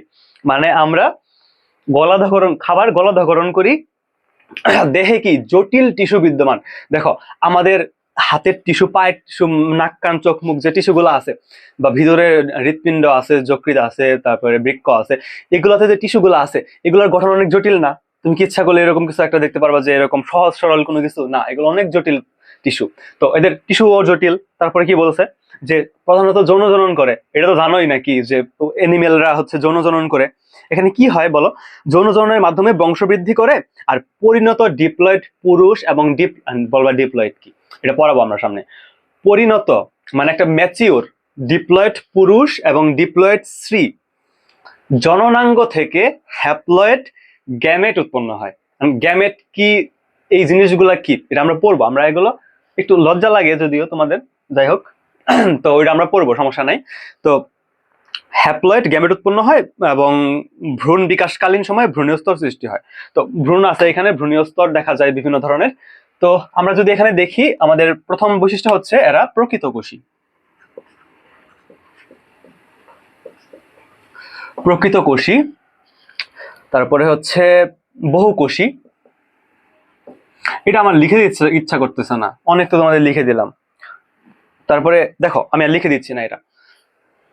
একটা প্রাণী, তুমি একটা প্রাণীর দিকে তাকাও, তুমি আমার দিকে তাকাও, আমি প্রকৃতকোষী, আমার কোষ প্রকৃত, আমার নিউক্লিয়াস আছে আমার মধ্যে, ধরো যে একটা মানে প্রাণীর যত কোষে জায়গা থাকা থাকো সবই আছে, নাই কি কোষ প্রাচীর নাই, কারণ এটা উদ্ভিদের বৈশিষ্ট্য। কোষ প্রাচীর থাকলে হাত হয়ে যেত একদম কাঠের মতো, যেহেতু সফট হাত পা সবার, তো সেই দিক থেকে আমাদের কোষ প্রাচীর নাই। তারপর প্লাস্টিড নাই, কারণ আমরা খাবার মানে সালোক সংশ্লেষণ করতে পারি না, আমরা সবুজ না, আমরা প্লাস্টিড নাই। তারপরে কি আছে, রাইবোজোম আছে, নাই কি মাইটোকন্ড্রিয়া আছে, এন্ডোপ্লাজমিক রেটিকুলাম আছে, সবই আছে। তারপরে যদি বলো আমরা খাই কেমনে, আমরা খাই কেমনে, গলাধঃকরণ করি, মানে মুখ দিয়ে নিয়ে একদম গলা দিয়ে মানে যায়, তাহলে ওটাকে বললো কি, গলাধঃকরণ করি। তারপরে যদি বলো যে টিস্যু তন্ত্র কিরকম, টিস্যু তন্ত্র মানে, টিস্যু মানে কি, অনেকগুলা কোষ যখন একত্রিত হয়ে একটা নির্দিষ্ট কাজ করবে তখন বলা হয় তাকে টিস্যু বা কলা, টিস্যু বা কলা। তো টিস্যু তন্ত্র কিন্তু অনেক জটিল, এখানে সহজ সরল করে টিস্যু তন্ত্র না, এটা জটিল টিস্যু তন্ত্র। আর তারপরে যদি বলো জনন সম্পর্কে, জনন হচ্ছে যৌন জনন, ওই যে তোমরা দেখো না যে, না বলবো না থাক, বিভিন্ন পোস্টার থাকে, আপনি কি যৌন রোগে আক্রান্ত, তো মানে মানুষের বা কোনো পশু পাখির জনন হচ্ছে যৌন জনন, যৌন জননের মাধ্যমে হয়। তো যৌন জনন কিভাবে হয়, একটা ডিপ্লয়েড পুংমাতৃকোষ এবং একটা ডিপ্লয়েড স্ত্রীমাতৃকোষ থেকে একটা হ্যাপ্লয়েড পুং গ্যামিট, একটা হ্যাপ্লয়েড স্ত্রী গ্যামিট উৎপন্ন হয়। দুইটা গ্যামিট যখন মিলিত হয়, এই গ্যামিট দুইটা একটা জাইগোট তৈরি করে। এই জাইগোট তৈরি করার ফলে সেখান থেকে বিভিন্ন কোষ বিভাজনের মাধ্যমে কোষ হইতে থাকে। এখন এই ক্ষেত্রে একটা সময় এটাকে বলা হয় ভ্রূণ, একটা পর্যায়ে সেটাকে ভ্রূণ বলা হয়, এখানে ভ্রূণ উৎপন্ন হয়। আবার ভ্রূণের বিভিন্ন স্তর দেখা যায়, এই ভ্রূণের স্তর সম্পর্কে এসএসসি লেভেলে বলা নাই, বাট এইচএসসি লেভেলে আছে। যেমন ধরো যে কি বলে, ওই যে ভ্রূণীয় স্তর, গ্যাস্টুলা, মরুলা, ব্লাস্টুলা, এই টাইপ জিনিসপত্র আছে। তো ভ্রূণীয় স্তর কি বলে, एक्टोडार्म, एंडोडार्म, मेसोडार्म, गेस्टुला ब्लास्टुला ना, तो एक्टोडार्म, एंडोडार्म, मेसोडार्म তিনটা ভ্রূণীয় স্তর আছে। एक्टोडार्म, एंडोडार्म, मेसोडार्म এগুলো পড়বা, আচ্ছা এগুলো বাদ দে, হ্যাঁ এগুলো এইচএসসির পড়া। তো ভ্রূণীয় বিভিন্ন স্তর সৃষ্টি হয়। এখন তোমার স্তর বলবা, যে স্তরগুলো কি বলেন, আমি বলে দিলাম যে एक्टोडार्म, एंडोडार्म, मेसोडार्म তিনটা স্তর সৃষ্টি হয়। তো এটা সম্পর্কে তোমাদের বইয়ে বলা নাই, কোশ্চেন আসবে না। তাহলে ভ্রূণের বিভিন্ন স্তর সৃষ্টি হয়। তো এই ছিল আমাদের পড়া। তো দেখো এটা উদাহরণ হচ্ছে প্রোটোজোয়া ব্যতীত, উদাহরণ যদি আমরা দেখি তাহলে বাকিগুলো কিন্তু আমরা পড়ছি, বুঝছো। উদাহরণ হচ্ছে প্রোটোজোয়া বাদে বাকি সব প্রাণী। দেখো প্রোটোজোয়া কি আসলে, প্রোটোজোয়া হইতেছে ওই যে আমরা একটাকে পড়লাম না, অ্যামিবা, ব্যাকটেরিয়া, ছত্রাক, এই জিনিসগুলা, বিজ্ঞানীরা এইগুলাকে আগে প্রোটোজোয়া নামে একটা রাজ্য করছিল, সেই প্রোটোজোয়া রাজ্যের অন্তর্ভুক্ত ছিল এইগুলা। তো সেই প্রোটোজোয়া হচ্ছে দেখো আমরা একটু প্রোটিস্টা বললাম না, সেই প্রোটিস্টা 2004 সালে অক্সফোর্ড বিশ্ববিদ্যালয়ের টমাস কেলভিন স্মিথ, 2004 সালে অক্সফোর্ড বিশ্ববিদ্যালয়ের বিজ্ঞানী, মানে একজন বিজ্ঞানী বলতে পারো, টমাস কেলভিন স্মিথ জীবজগতের প্রোটিস্টাকে প্রোটোজোয়া নামকরণ করেন এবং প্রোটিস্টাকে প্রোটোজোয়া এবং ক্রোমিস্টা নামে দুটি ভাগে ভাগ করেন। মনেরাকে ব্যাকটেরিয়া রাজ্য নাম করেন, মনেরাকে ব্যাকটেরিয়া রাজ্য নাম করেন, এবং তিনি জীবজগৎকে 6টি রাজ্যে ভাগ করেন। এই জিনিসগুলো পড়ে নেওয়া। হ্যাঁ, তো প্রোটোজোয়া হইতেছে যে আমাদের যে কি বলে মনের রাজ্য যে আছে সেগুলো কি কিন্তু প্রোটোজোয়া বলছিল। তো এই ছিল কথাবার্তা যে আমাদের প্রাণী জগৎ নিয়ে। উদাহরণ যদি বলতে বলি, উদাহরণ কি বাকি সব প্রাণী যেমন মানুষ, বানর, গরু, ছাগল, হাঁস, মুরগি যা কিছু আছে সবকিছু হইতেছে মাছ টাছ সবই হচ্ছে অ্যানিমিলিয়ার অন্তর্ভুক্ত। এখন অ্যানিমিলিয়ার কিন্তু একটা স্পেশাল কোয়ালিটি আছে, সেগুলো আমরা আস্তে আস্তে পড়বো। তো এই ছিল আমাদের মোটামুটি একটা ধারণা তোমাদের প্রতিটা অধ্যায় সম্পর্কে। আমরা বইয়ের এই পর্যন্ত যে 5টা রাজ্য আছে এবং তো একটা লাইন তুমি বলতে পারবে না যেটা আমরা স্কিপ করছি, একটা লাইন স্কিপ করি নাই। তুমি এখন বই পড়তে যাও, দেখবা যে ভাইয়া সব পড়াই দিছি, তোমাকে সব পড়াই দিছি, তুমি সব পারতেছো, সব কিন্তু পড়াই দিছি। এখন যদি বলো যে আমাকে তো স্মার্ট বোর্ডে ক্লাস নিতেন, স্মার্ট বোর্ডে তোমাকে যা পড়াবে আমি তোমাকে হোয়াইট বোর্ডে লিখে লিখে তা পড়াই দিছি। স্মার্ট বোর্ডে মানে ক্লাস নেওয়ার শর্টকাট আছে যে আমি স্লাইড রেডি করে রাখবো, ধামধুমি জাস্ট স্লাইড বের করবো আর তোমাকে বইলে দিব যে এটা এমনি এটা এমনি। এখানে লিখে লিখে পড়াইতেছি, তোমার মাথায় ঢুকতেছে, আমি লিখতেছি, এটা কিন্তু ভালো। যাই হোক, তো মানে 5টা রাজ্য কিন্তু আমাদের শেষ। তো আমাদের দেখো জীবজগতের যে পার্টটা ছিল এটা কিন্তু আমাদের এখন ডান। তোমরা এখন আশা করছি যে এগুলো যখন নিজে মুখস্থ করে ফেলবা, জিনিসগুলো বুঝা বুঝা, তখন পরীক্ষা অ্যান্সার করতে পারবা।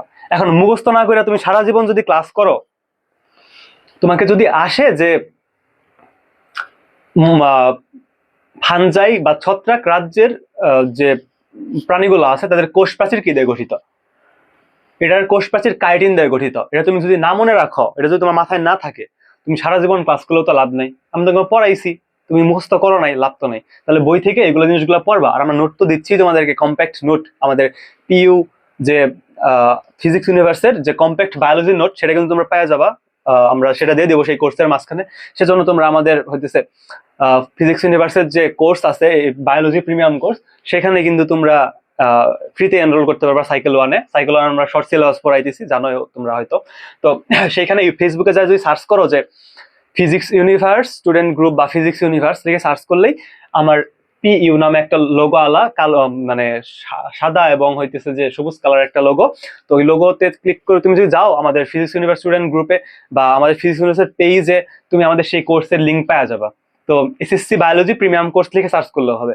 তো সেখানে তুমি যদি অ্যাড হও, সেখানে আমরা সেই কিন্তু জিনিসগুলো দিয়ে দিব, অর্থাৎ নোটের যে পিডিএফ গুলো আছে আমাদের প্রিমিয়াম নোট, সেগুলো কিন্তু পেয়ে যাবা।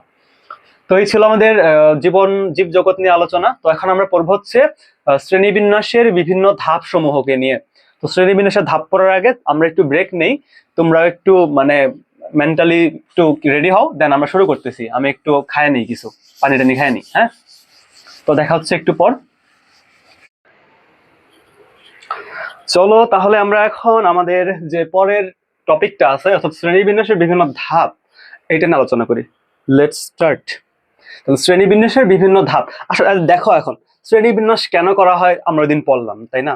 তো এখন শ্রেণীবিন্যাসের কিভাবে করা হয়, কয়টা ধাপে করা হয়, সেগুলো এখন পড়ি। হ্যাঁ, তোমরা যাবা হইতেছে তোমাদের 10 পৃষ্ঠা, অর্থাৎ অ্যানিমিলিয়া রাজ্যের কাহিনী যেখানে শেষ হয়েছে, সেখানে শুরুতেই দেখবা যে শ্রেণীবিন্যাসের ধাপ নামে টাইটেল দেওয়া একটা টপিক আছে। তো এখানে যাও, আমরা প্রথমে রিডিংটা পড়ি, দেন বুঝিয়ে দিচ্ছি। শ্রেণীবিন্যাসের প্রতিটি ধাপে তার আগের ধাপের বৈশিষ্ট্যগুলোর সাথে নতুন কিছু বৈশিষ্ট্য যোগ করা হয়। বুঝাই দেবো, জাস্ট শুনতে থাকো। যত উপরের ধাপ তার অন্তর্ভুক্ত বৈশিষ্ট্যের সংখ্যা তত কম, অন্তর্ভুক্ত জীবের সংখ্যা তত বেশি। আবার যত নিচের ধাপ তার অন্তর্ভুক্ত বৈশিষ্ট্যের সংখ্যা তত বেশি, অন্তর্ভুক্ত জীবের সংখ্যা তত কম। একটি জীবকে প্রজাতি পর্যায়ে বিন্যাসের মূলত আন্তর্জাতিক কোড চিহ্নিত 7টি ধাপ রয়েছে। ধাপগুলো কি? রাজ্য, পর্ব, শ্রেণী, বর্গ, গোত্র, গণ, প্রজাতি। রাজ্যকে ইংরেজিতে বলে কিংডম, পর্বকে বলে ফ্যামিলি বা ডিভিশন, তারপরে শ্রেণীকে বলে ক্লাস, শ্রেণী, বর্গকে বলে অর্ডার, গোত্রকে বলে ফ্যামিলি, গণকে বলে জেনাস, আর প্রজাতিকে বলে স্পেসিস। তো এই 8টা ধাপ বা 7টা ধাপ, এই 7টা ধাপ আন্তর্জাতিক নিয়মে আছে। এখন কথা হচ্ছে যে আমরা এখন এগুলো পড়বো, দেন আমরা একটু রিডিংটা দিয়ে নিই, তারপর আমি বুঝাই দিচ্ছি। পরে লিখছে যে উপরের ধাপ যেন বড় একটা সেট, তার নিচের ধাপ হলো উপসেট। রাজ্যের উপসেট হলো পর্ব, পর্বের উপসেট শ্রেণী, শ্রেণীর উপসেট বর্গ, এভাবে যেতেই থাকবে। শ্রেণীবিন্যাসের এই পদ্ধতিকে বলা হয় নেস্টেড হায়ারার্কি। Nested hierarchy. এভাবে যে আমরা রাজ্য, পর্ব, শ্রেণী, বর্গ, গোত্র, গণ, প্রজাতি এভাবে যে একটা সিকোয়েন্স মেনটেন করে শ্রেণীবিন্যাস করতেছি, একে কি বলবে জানো? একে বলা হয় নেস্টেড হায়ারার্কি। তো নেস্টেড হায়ারার্কি মানে এটাই বোঝাইছে। অনেক সময় পুনরাবৃত্তি এড়ানোর জন্য আগের ধাপে যে সকল বৈশিষ্ট্য পরের ধাপেও আছে ওগুলোকে উজ্জ্বল রাখা হয়। দেখো আসলে আমরা এখন মেন কাহিনীতে যাই। মেইন কাহিনী দেখো, আমাদেরকে শ্রেণীবিন্যাস করতে হবে, শ্রেণীবিন্যাস বিভিন্ন ধাপে করতে হবে। এটা এখন তুমি চাইলেই তো তোমার মতো করে করতে পারবে না, আন্তর্জাতিকভাবে স্বীকৃত একটা ধাপ আছে, তাকে বলা হয় নেস্টেড হায়ারার্কি। কেন নেস্টেড হায়ারার্কি? এটা একটা নাম। আর এই পদ্ধতিটা কেমনে নামকরণ করে? প্রথমে একটা রাজ্য থাকে, আমরা রাজ্যগুলো কিন্তু পড়ছি, রাজ্য, পর্ব, শ্রেণী, বর্গ, গোত্র, গণ, প্রজাতি, এই 7টা ধাপে আমাদের একটা প্রাণীর নামকরণ করা হয় বা মানে শ্রেণীবিন্যাস করা হয় এভাবে। তো তাহলে আমরা যদি এখানে দেখি যে আসলে একটা প্রাণীকে কিভাবে বিভিন্ন ভাগে ভাগ করা হয়, মানে বিভিন্ন রাজ্যে ভাগ করা হয়, বা রাজ্য, পর্ব, শ্রেণী, বর্গ, যে বিভিন্ন কি বলে শ্রেণীবিন্যাসের বিভিন্ন ধাপ সম্পর্কে আমরা জানি। হ্যাঁ, তো দেখো ফার্স্টে, আচ্ছা আমরা আগে এটা লিখে নিই। দেখো রাজ্য, পর্ব, শ্রেণী, বর্গ, গোত্র, গণ, প্রজাতি। দেখো রাজ্য, পর্ব, শ্রেণী, বর্গ, গোত্র, গণ, প্রজাতি, এখানে দেখো কয়টা আছে? 1 2 3 4 5 6 7, 7টা কিন্তু আছে। তো এইভাবে যে 7টা থাকবে বা এই নামগুলো, এটা আন্তর্জাতিকভাবে স্বীকৃত, আমি বা তুমি কেউ দেয়নি, সবাই এটা মানে সারা বিশ্বে সব, মানে এখানে একটা বিষয় আছে যে আইসিবিএন বা আইসিজেড নামে কিছু প্রতিষ্ঠান আছে। আইসিবিএন বা আইসিজেড মানে হচ্ছে international Code of geological nomenclature, অর্থাৎ আইসিজেড, আর আইসিবিএন এর হচ্ছে international Code of biological nomenclature. এগুলো আমরা সামনে দেখতেছি। তো কথা হচ্ছে যে দেখো রাজ্য, রাজ্যকে ইংরেজিতে বলে কি? কিংডম। কিংডম। পর্বকে বলে ফাইলাম, শ্রেণীকে বলে ক্লাস, বর্গকে বলে অর্ডার, গোত্রকে বলে ফ্যামিলি, আর গণকে বলে কি বলে বলো? Cape, COFG, genus. আর প্রজাতিকে বলে স্পেসিস, বানান ঠিক আছে? CIES,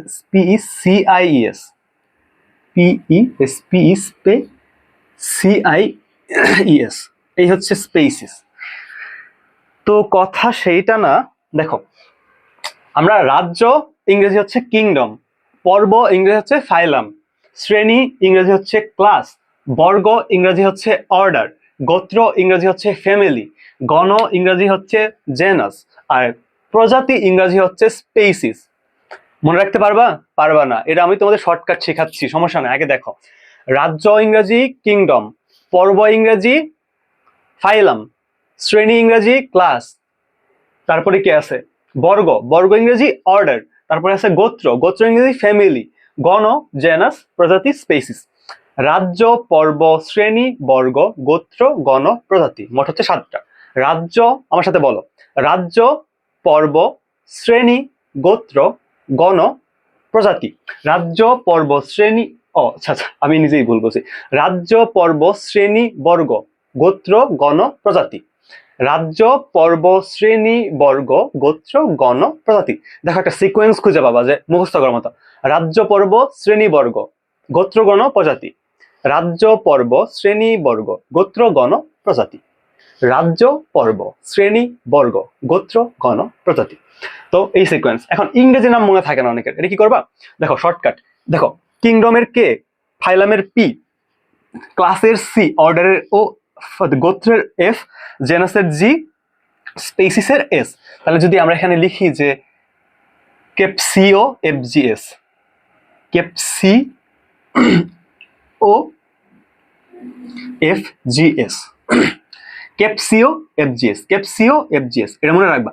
কেপসিও FGS কয়েকবার বলে দেখবা মনে হয় চলে আসে। KPCO FGS, KPCO FGS, KPCO FGS, kingdom, phylum, class, order, family, genus, species.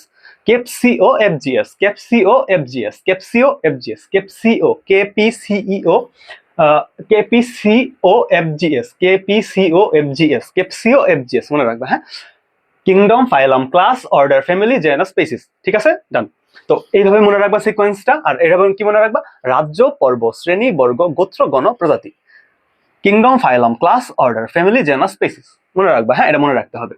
আর এইভাবে লেখা হয় কেন? দেখো, এটা একটা রাজ্য, এই রাজ্যের সাব হচ্ছে পর্ব, পর্বের সাব হচ্ছে শ্রেণী, শ্রেণীর একটা সাব এই হচ্ছে বর্গ, তারপরে হচ্ছে গোত্র, গণপ্রজাতি। এভাবে একটা আরেকটা আন্ডারে কিন্তু দেখো, এগুলোকে কি বলে জানো? এগুলোকে প্রোগ্রামিং যখন পড়বা, এগুলোকে বলে ইনডেন্টেশন, মানে একটা নির্দিষ্ট গ্যাপ রাখে, মানে এটাকে বোঝায় যে এই ডিভিশনের আন্ডারে এই ডিভিশনটা, বা এই যে একটা হচ্ছে ক্লাসের আন্ডারে একটা ক্লাস, এভাবে বোঝায় যে মানে এটার আন্ডারে এটা বোঝানোর জন্য এটাকে একটা পরিমাণ একটা অংশ এইদিকে সরাই লিখতে হয়, এটাকে বলে ইনডেন্টেশন। এগুলো জানার দরকার নেই, যাই হোক। তো এইভাবে লিখতে হয় এগুলা। তো এখন কথা হচ্ছে যে রাজ্য, রাজ্য তো আমরা এতক্ষণ পড়লাম, রাজ্যের পরে আসে পর্ব। এই পর্বগুলোকে নিয়ে তোমরা যখন ইন্টারমিডিয়েটে উঠবা তখন এগুলো নিয়ে আলোচনা আছে। এগুলা কি কি জানো? তোমাকে বলি। Porifera, Cnidaria, Platyhelminthes, Nematoda, Annelida, Echinodermata, Chordata, এই হচ্ছে 9টা পর্ব। তো এইগুলো তুমি পড়বা, এগুলোর বিস্তারিত পড়বা। এগুলোর মধ্যে কর্ডাটার মধ্যে আবার আছে ইউরোকর্ডাটা, সেফালোকর্ডাটা, ভার্টিব্রাটা, অনেক কিছু পড়ার লেখা আছে, সেগুলো তুমি ইন্টারমিডিয়েটে জানবা। তুমি এখন মাত্র 9-এ উঠছো বা 10-এ উঠছো বা এসএসসি দিবা, তোমার জন্য এতটুকুই ঠিক আছে। তো রাজ্যগুলো আমরা পড়ছি 5টা রাজ্য: মনেরা, প্রোটিস্টা, ফানজাই, ছত্রাক, প্লান্টি, অ্যানিমেলিয়া। মনেরা, প্রোটিস্টা, ফানজাই বা ছত্রাক, প্লান্টি, অ্যানিমেলিয়া, 5টা রাজ্য। তখন পর্বগুলো জানছি। এখন ক্লাস, বর্গ, গোত্র, গণপ্রজাতি, এগুলো এত কিছু তোমার যাইতে হবে না। এখন একটা জিনিস দেখো, আমরা রাজ্য সম্পর্কে জানলাম যখন, আমরা কয়টা বৈশিষ্ট্য পড়ছি? 5 থেকে 6টা বৈশিষ্ট্য পড়ছি একটা রাজ্য সম্পর্কে।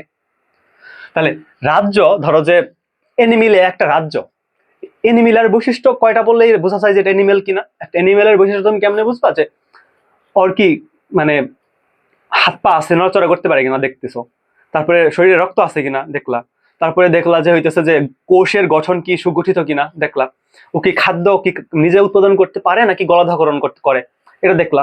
দেন দেখবা যে ওর মানে যৌন জনন করে কিনা এটা দেখবা। যখন এই তোমার এই 4-5টা বৈশিষ্ট্য যখন মিলে যাবে, তখন কিন্তু তুমি একটা ডিসিশনে আসতে পারবা যে এটা হচ্ছে একটা অ্যানিমেলিয়া বা অ্যানিমাল, অ্যানিমেলিয়া বা অ্যানিমাল। তো অ্যানিমাল যখন তুমি বুঝতে পারলা, সেইটা কিন্তু হচ্ছে একটা রাজ্য, অ্যানিমেলিয়া। কিন্তু একটা রাজ্যকে ডিফাইন করতে বা একটা রাজ্যকে নির্ধারণ করতে তোমার কি অনেক বেশি বৈশিষ্ট্য জানার প্রয়োজন আছে? নাই। কিন্তু তুমি 5-6টা বৈশিষ্ট্য জানলেই বুঝে ফেলতে পারবা যে এটা হচ্ছে একটা অ্যানিমেলিয়া পর্বের প্রাণী। ধরো যে একটা সবুজ জিনিস খাদ্য তৈরি করতে পারে, প্লাস্টিড আছে, তারপরে হইতেছে যে কি বলে কোষ প্রাচীর আছে, তাহলে ওই জিনিসটাকে তুমি কি বলবো? তখন বলবা একটা প্লান্টি বা একটা উদ্ভিদ। তো একটা প্লান্টিকে চেনার জন্য 5-6টা বৈশিষ্ট্য আমাদের জন্য যথেষ্ট। তা একটা যখন দেখো, এটা কিন্তু সব থেকে বড় কে এখানে, এখানে যে শ্রেণীগুলো মানে ভাগগুলো আছে, শ্রেণীবিন্যাস যে আমরা করছি, এই শ্রেণীগুলোর মানে এই ভাগগুলোর মধ্যে সব থেকে বড় কে? কিংডম। কারণ এটা একটা রাজ্য, রাজ্যেই তো সবকিছু আছে। তো রাজ্য সব থেকে বড়, বাট ওর বৈশিষ্ট্য কি বেশি লাগে? বৈশিষ্ট্য কিন্তু কম হইলেই চেনা যায় যে এই রাজ্যের প্রাণীর বৈশিষ্ট্যগুলা কি। তার মানে রাজ্য বা একটা শ্রেণী যত বড়, একটা ধাপ বা একটা ধাপ যত বড়, এটা কিন্তু অনেক বড় একটা ধাপ। সব থেকে বড় হচ্ছে রাজ্য বা সুপার কিংডমের পরেই যে কিংডম। তো কিংডম সব থেকে বড়। তাহলে একটা বড় জিনিসের বৈশিষ্ট্য চিনতে হইলে এখানে বৈশিষ্ট্য থাকে কম, কম বৈশিষ্ট্য থাকে, কারণ তুমি কম বৈশিষ্ট্য দ্বারাই অনেক প্রাণীকে ডিফাইন করে ফেলতে পারো। কিন্তু একটা রাজ্যে সবগুলো জিনিস মিলে যে প্রাণীগুলো আছে সবগুলো কিন্তু একটা রাজ্যে আছে। যেমন এনিমেলিয়া যে রাজ্যটা আছে, এনিমেলিয়া রাজ্যের যে পর্বগুলো আছে সবকিছু মিলা কিন্তু এনিমেলিয়া রাজ্য। এক্ষেত্রে বৈশিষ্ট্য কম হইলেও প্রাণীর সংখ্যা কিন্তু অনেক বেশি। বুঝতে পারছো যে যত উপরে তত হচ্ছে বড় জিনিস এরা। এখন রাজ্য সব থেকে উপরে, রাজ্য সব থেকে বড়। তো রাজ্য যেহেতু বড়, এখানে প্রাণী থাকবে বেশি, বাট ওই প্রাণীগুলোকে ডিফাইন করতে বা চেনার জন্য তোমার বৈশিষ্ট্যের প্রয়োজন অতটাও বেশি হবে না। তুমি কম 5-6টা বৈশিষ্ট্য দিয়েই তুমি বুঝতে পারবা যে এই রাজ্যের অন্তর্ভুক্ত কিনা। ধরো দেখো, তুমি বাঙালি বা ইন্ডিয়ান মানুষকে যখন দেখবা, যে তাদের হাইট দেখবা যে 5 ফিট 7, 6, 4, 8-9 এরকমের মধ্যে হবে।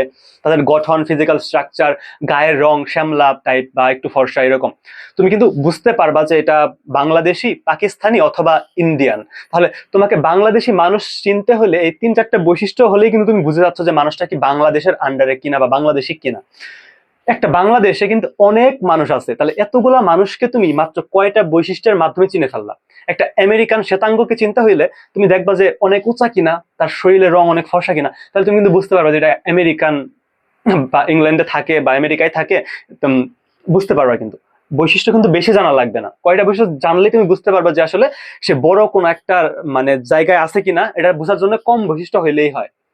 তো এটাই হচ্ছে রাজ্যের ক্ষেত্রে তোমাদের বইয়ে বলছে যে রাজ্য জিনিসটা বড় হইলেও মানে একটা প্রাণী রাজ্যে কোন রাজ্যে আছে সেটা ডিফাইন করার জন্য আমাদের বৈশিষ্ট্য কম হইলেও হয়। হ্যাঁ, তো আস্তে আস্তে যখন নিচের দিকে যাবা, যখন একটা রাজ্যে ধরো যে প্রাণী বা অ্যানিমেলিয়া যে রাজ্যটা আছে, এইখানে যতগুলো প্রাণী আছে সবার একটা সেম বৈশিষ্ট্য আছে। বাট যখন একটু নিচের দিকে যাবা, যখন পর্বগুলাতে আসবা, তখন এই প্রাণীগুলোর মধ্যে ভাগ হবে, প্রাণীগুলোর বৈশিষ্ট্য ভিন্নতা পাবে। যেমন মানুষ আর কুকুর দুইটাই অ্যানিমেলিয়া, বাট মানুষের হাত আছে 2টা, কুকুরের আবার কিন্তু পা কিন্তু 4টা, আবার কুকুরের লেজ আছে, মানুষের লেজ নাই। তাহলে দেখো বৈশিষ্ট্য কিন্তু বাড়তেছে। প্রথমে আমরা এনিমিলা যখন পড়ছি, আমাদের সিমিলার কিছু বৈশিষ্ট্য যেগুলো দিয়ে আমরা ডিফাইন করতে পারছি, কিন্তু যখন একটা স্টেপ আমরা অতিক্রম করে ফেলছি, দেন আমাদের বৈশিষ্ট্য বৃদ্ধি পাচ্ছে। এভাবে যখন একটা শ্রেণীতে আসবে, একটা বর্গে আসবে, একটা গোত্রে আসবে, গণতে আসবে, প্রজাতিতে আসবে, এভাবে কিন্তু বৈশিষ্ট্যগুলা বৃদ্ধি পাইতে থাকবে। ধরো যে তুমি একটা জায়গায় সিলেকশন করবা, তুমি যখন কম বৈশিষ্ট্যের আন্ডারে সিলেকশন করবা, তখন কিন্তু দেখবা যে অনেক মানুষ তুমি পাইতেছো। তারপর যখন তুমি ক্রাইটেরিয়া আরো বাড়াবা, যে তুমি যদি বলো যে আমার ছেলে মানুষ লাগবে, তুমি কিন্তু হাজার হাজার ছেলে মানুষ পাবা। তুমি যদি এখন আরেকটু ডিফাইন করো যে আমার ছেলে লাগবে, বাট এই উচ্চতা 5 ফিট 7-এর ছেলেগুলাকে লাগবে, তখন কিন্তু 8-9 বা 4-5 যারা আছে তারা কিন্তু অটোমেটিক বাদ পড়ে যাচ্ছে। তাহলে বৈশিষ্ট্য যত বাড়তেছে, আমাদের প্রাণীর সংখ্যা তত কমতেছে। তারপর যদি আবার ডিফাইন করো যে আমার শুধু কালো ছেলেদের লাগবে, তাহলে ওইখানে যে ফর্সা ছেলেগুলো আছে ওরা কিন্তু বাদ পড়ে গেল। তাহলে বৈশিষ্ট্য যত বাড়বে, প্রাণী সংখ্যা তত কমবে।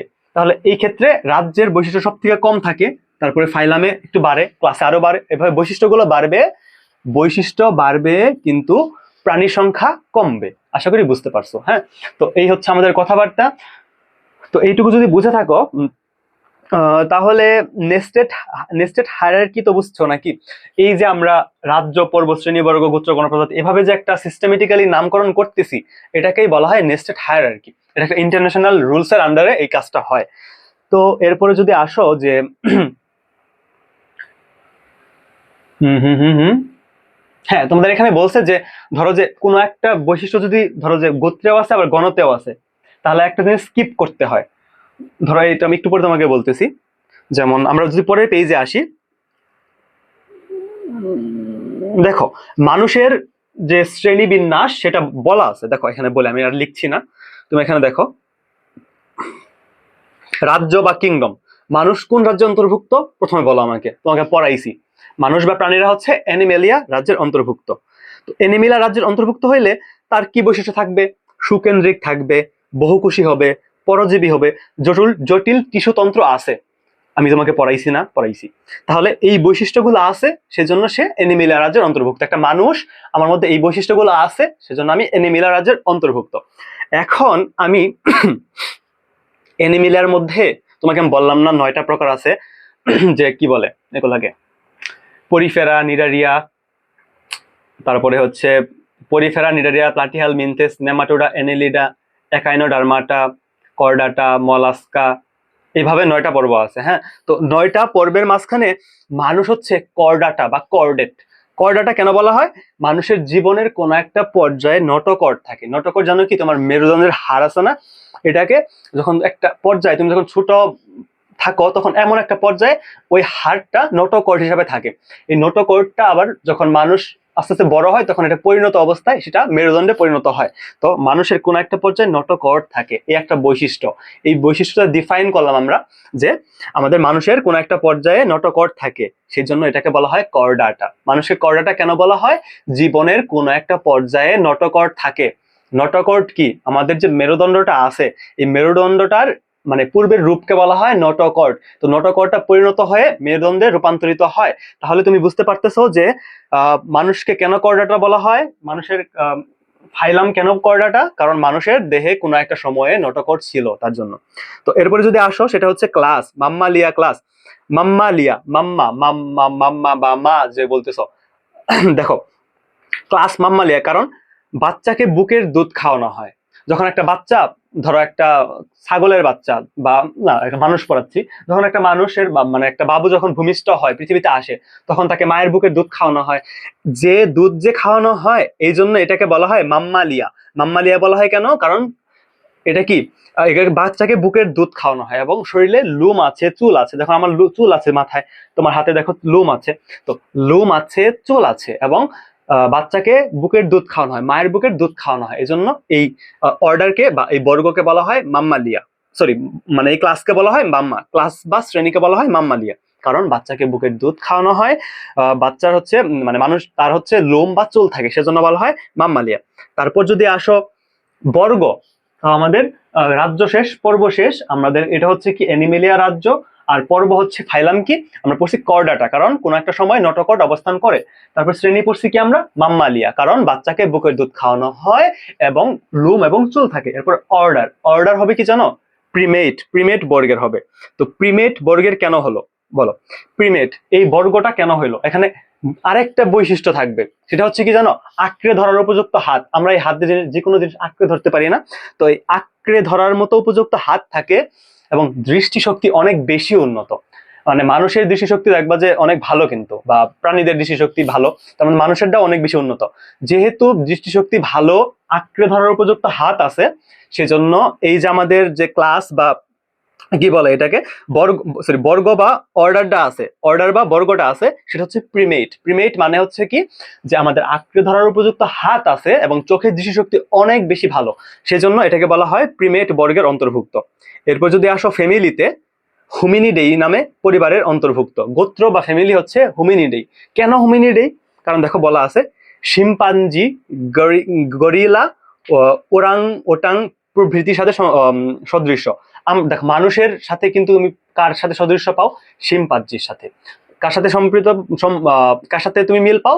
গরিলার সাথে। তাহলে গরিলা আর শিম্পাঞ্জির সাথে মিল আছে বিধায় একে বলবে হচ্ছে হুমিনিডেই, গোত্র বা ফ্যামিলির। হোমিনিডেই গোত্র বা ফ্যামিলির। তোমার পরীক্ষায় প্রশ্ন আসবে মানুষ কোন গোত্রের? হোমিনিডে। আবার প্রশ্ন আসবে যে হোমিনিডে তে অন্তর্ভুক্ত কেন? তোমাকে এটা বুঝতে হবে, মানে মনে রাখতে হবে যে মানুষের সাথে শিম্পাঞ্জি বা হনুমান যে জিনিসগুলো, গরিলা আছে, এদের সাথে মানুষের মিল আছে, এই জন্য এটা হচ্ছে হোমিনিডেই গোত্রের বা ফ্যামিলির অন্তর্ভুক্ত। এরপরে যদি আসো গণতে, তো আমাদের বর্গ শেষ হলো, গোত্র শেষ হলো, এখন আমরা আসলাম গণতে। মানুষ হচ্ছে হোমোগণের অন্তর্ভুক্ত, কারণ দেহের অনুপাতে, আমাদের দেহটা আছে, দেহের অনুপাতে আমাদের মস্তিষ্ক হচ্ছে অনেক বেশি বড় এবং খাড়া দু পায়ে হাঁটতে পারি। তো মানুষকে হোমোগণের অন্তর্ভুক্ত কেন করা হয়? মানুষের দেহের অনুপাতে মস্তিষ্কটা অনেক বেশি বড় এবং আমরা দু পায়ে হাঁটতে পারি, দু পায়ে হাঁটতে পারি, মস্তিষ্ক অনেক বড়, তার জন্য আমাদের যে গণ আছে সেটা হচ্ছে হোমোগণের অন্তর্ভুক্ত। হোমোগণের অন্তর্ভুক্ত কেন হোমো? কারণ হচ্ছে আমাদের মস্তিষ্ক অনেক বেশি বড় দেহের তুলনায় এবং আমরা দুই পায়ে হাঁটতে পারি, সেই জন্য আমাদেরকে কি বলা হয়? হোমোগণের অন্তর্ভুক্ত। মানুষকে বলা হয় হোমোগণের অন্তর্ভুক্ত। এরপরে যদি আসো স্পেসিস বা প্রজাতি, স্পেসিস হচ্ছে হোমোসেপিয়েন্স। হোমোসেপিয়েন্স হচ্ছে স্পেসিস। স্পেসিস হোমোসেপিয়েন্স কেন? কারণ চওড়া এবং খাড়া কপাল। দেখো কপাল কিন্তু চওড়া এবং খাড়া। অনেক প্রাণীর দেখবা যে এরকম এরকম থাকে, কিন্তু আমাদের মানুষের কপাল কিন্তু চওড়া এবং খাড়া, এই জন্য এটাকে বলা হয় হচ্ছে হোমোসেপিয়েন্স। মাথার খুলি হোমোগণের অন্যদের তুলনায় পাতলা। দেখো মানুষেরকে হোমো বলছি, বাট হোমোসেপিয়েন্স কেন বলছি? হোমোগণের যে আরো আরো প্রাণীগুলো আছে তাদের থেকে আমাদের মাথার খুলি কিন্তু পাতলা। ধরো একটা শিম্পাঞ্জির খুলি আমাদের থেকে অনেক বেশি পুরু, তাহলে মানুষের খুলি একটা অন্যান্য হোমোগণের যে প্রাণী, শিম্পাঞ্জি, গরিলা, এগুলো থেকে অনেক বেশি পাতলা হয়, এবং কি আমাদের কপালটা চওড়া এবং খাড়া, সেজন্য আমাদেরকে বলা হয় কি জানো?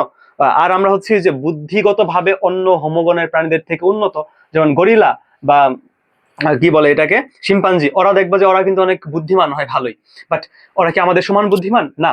বাট আমরা হোমো প্রজাতির অন্তর্ভুক্ত, মানে হোমো গণের অন্তর্ভুক্ত। হোমোগণের অন্তর্ভুক্ত হওয়ার কারণে আমাদের বুদ্ধি সবারই আছে, বাট মানুষ হচ্ছে হোমোসেপিয়েন্স।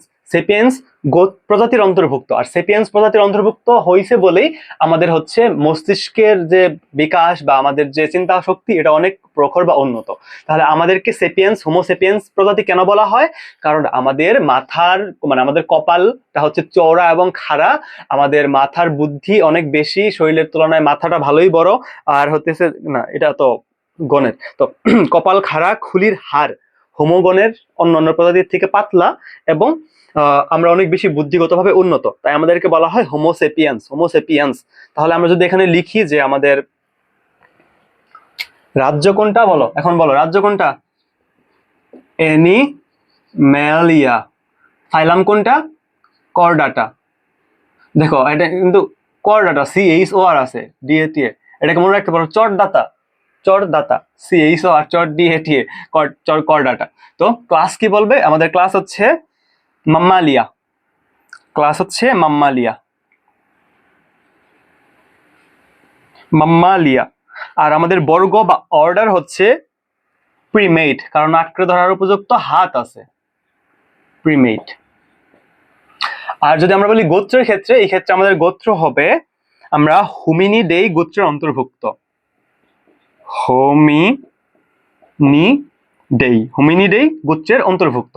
আর যদি গণের কথা বলে তাহলে আমাদের গণ হবে হচ্ছে হোমো, কারণ আমাদের হইতেছে যে মস্তিষ্ক দেহের তুলনায় অনেক বেশি বড়, আর আমাদের হইতেছে কি যে আমরা শিম্পাঞ্জি সরি কি বলে আমাদের দুপায়ে হাঁটতে পারি, সেজন্য আমরা হোমোগণের অন্তর্ভুক্ত। আর আমাদের প্রজাতি বা স্পেসিস হবে হোমোসেপিয়েন্স। দেখো এইটাকে লেখার জন্য একটা নিয়ম আছে, আমরা নিয়মগুলো এখন পড়বো। যে তাহলে এটাকে আমরা লিখবো তখন এইভাবে, একটু হোমো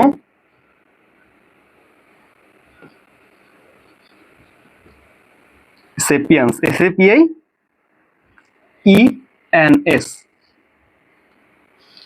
তাহলে আমরা প্রতি হচ্ছে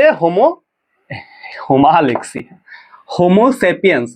বুঝতে পারছো? বই কিন্তু আছে হোমোসেপিয়েন্স, হোমিনিডেই, প্রিমেট, মাম্মালিয়া, করডাটা, অ্যানেলিডা, এগুলো কিন্তু বলাই আছে তোমাকে, নোটেও লেখা আছে মেবি, আর তোমাদের বই কিন্তু দেওয়া আছে, আমি কিন্তু বই ধরে ধরে পড়িয়ে দিছি। দেখো আমাদের প্রজাতি আছে না, এটার পরেও একটা মানে ভাগ করা যায়, সেটা হচ্ছে উপপ্রজাতিতে। আমরা ওগুলো আমাদের সিলেবাসে নাই, উপপ্রজাতি সিলেবাসে নাই বলতে SSC তে নাই। তো উপপ্রজাতি সম্পর্কে আমাদের জানা লাগবে না, প্রজাতির ক্ষেত্রে আবার এখানে আরেকটু ভাগ করা যায়, সেটা হচ্ছে উপপ্রজাতি, সামনে জানতে পারবা। যাই হোক, তো এই ছিল আমাদের হচ্ছে কোন পার্ট, আমাদের শ্রেণীবিন্যাসের বিভিন্ন ধাপ। এইটা কিন্তু আমাদের ডান, হ্যাঁ। তো এইটা হচ্ছে আমাদের ডান। তো নিচে দেখো 12 পৃষ্ঠায় দেখো, এখানে লেখা আছে যে কোন প্রজাতিকে শ্রেণীবিন্যাসের কোন ধাপে কোন কেন অন্তর্ভুক্ত করা হলো, তার কারণগুলো জীববিজ্ঞানের শিক্ষার্থীদের জেনে নিতে হয়। কারণ কোন একটা প্রজাতির শ্রেণীবিন্যাস লেখার সময় প্রচলিত নীতি এটাই, যেখানে আলাদা আলাদা কারণগুলো লেখা হয় না। বুঝতে পারছো? তো এই ছিল আমাদের কতটুকু শ্রেণীবিন্যাসের বিভিন্ন ধাপ নিয়ে। এখন আমাদেরকে পড়তে হবে হচ্ছে দ্বিপদ নামকরণ পদ্ধতি। তো আমাদের এই অধ্যায় মোটামুটি শেষ, এখন আমরা দ্বিপদ নামকরণ পড়বো, দেন আমাদের এই অধ্যায় ডান হয়ে যাবে। তো দ্বিপদ নামকরণ পদ্ধতি যদি আমরা আসি, তাহলে দেখবা তোমরা কত পৃষ্ঠা, 12 পৃষ্ঠায় দেখবা দ্বিপদ নামকরণ 1.5-এ, 1.5 ইউনিটে দেখবা দ্বিপদ নামকরণ পদ্ধতি। হ্যাঁ, তো এটাকে আমরা মুছায় দিই, দেখি ক্লাস কতক্ষণ হইলো। 25 মিনিট হয়েছে, ক্লাস ভালোই বড় হইতেছে। এটা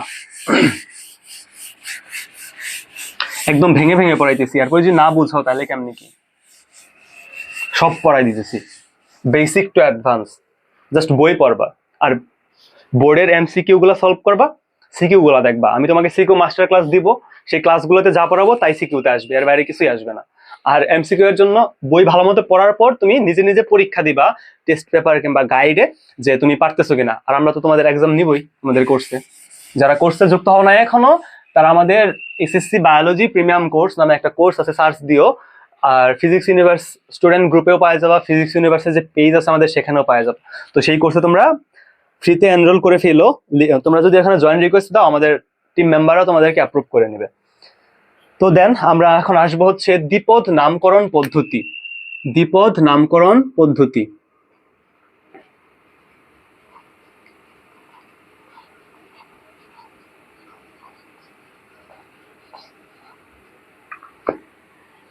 দ্বিপদ নামকরণ পদ্ধতি। দেখো এই কথার মাঝখানে কিন্তু একটা জিনিস আমরা বুঝতে পারছি যে দ্বিপদ মানে পদ থাকবে দুইটা।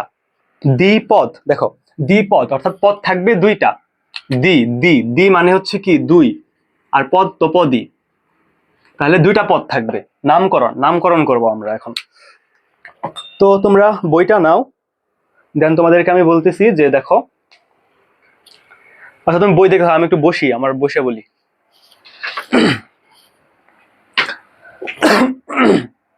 তো দেখো বইয়ের এখানে লেখা আছে যে একটি জীবের বৈজ্ঞানিক নাম দুটি অংশ বা পদ নিয়ে গঠিত হয়।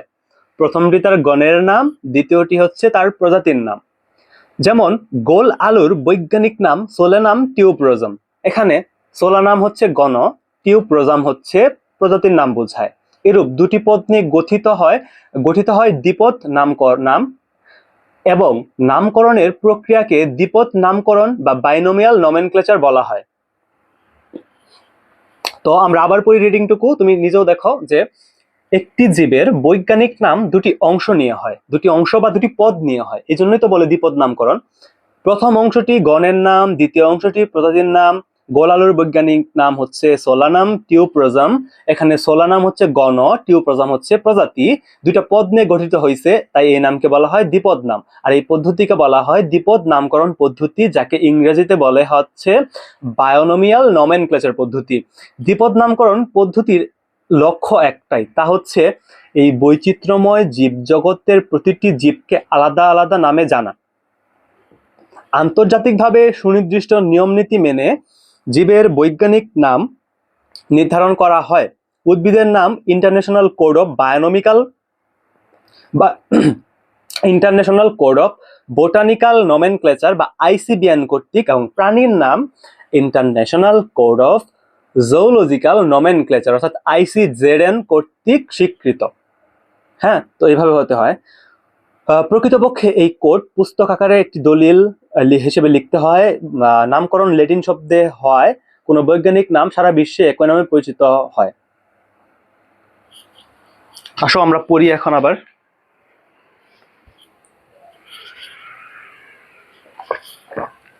তো দেখো নামকরণ, নামকরণ তো সবকিছু রুলসে হয়, বিজ্ঞানের সবকিছু জিনিসই কোনো না কোনো রুলস ফলো করা হয়, কারণ এটা আন্তর্জাতিক, প্রতিটা দেশের মানুষ এটাকে ফলো করবে।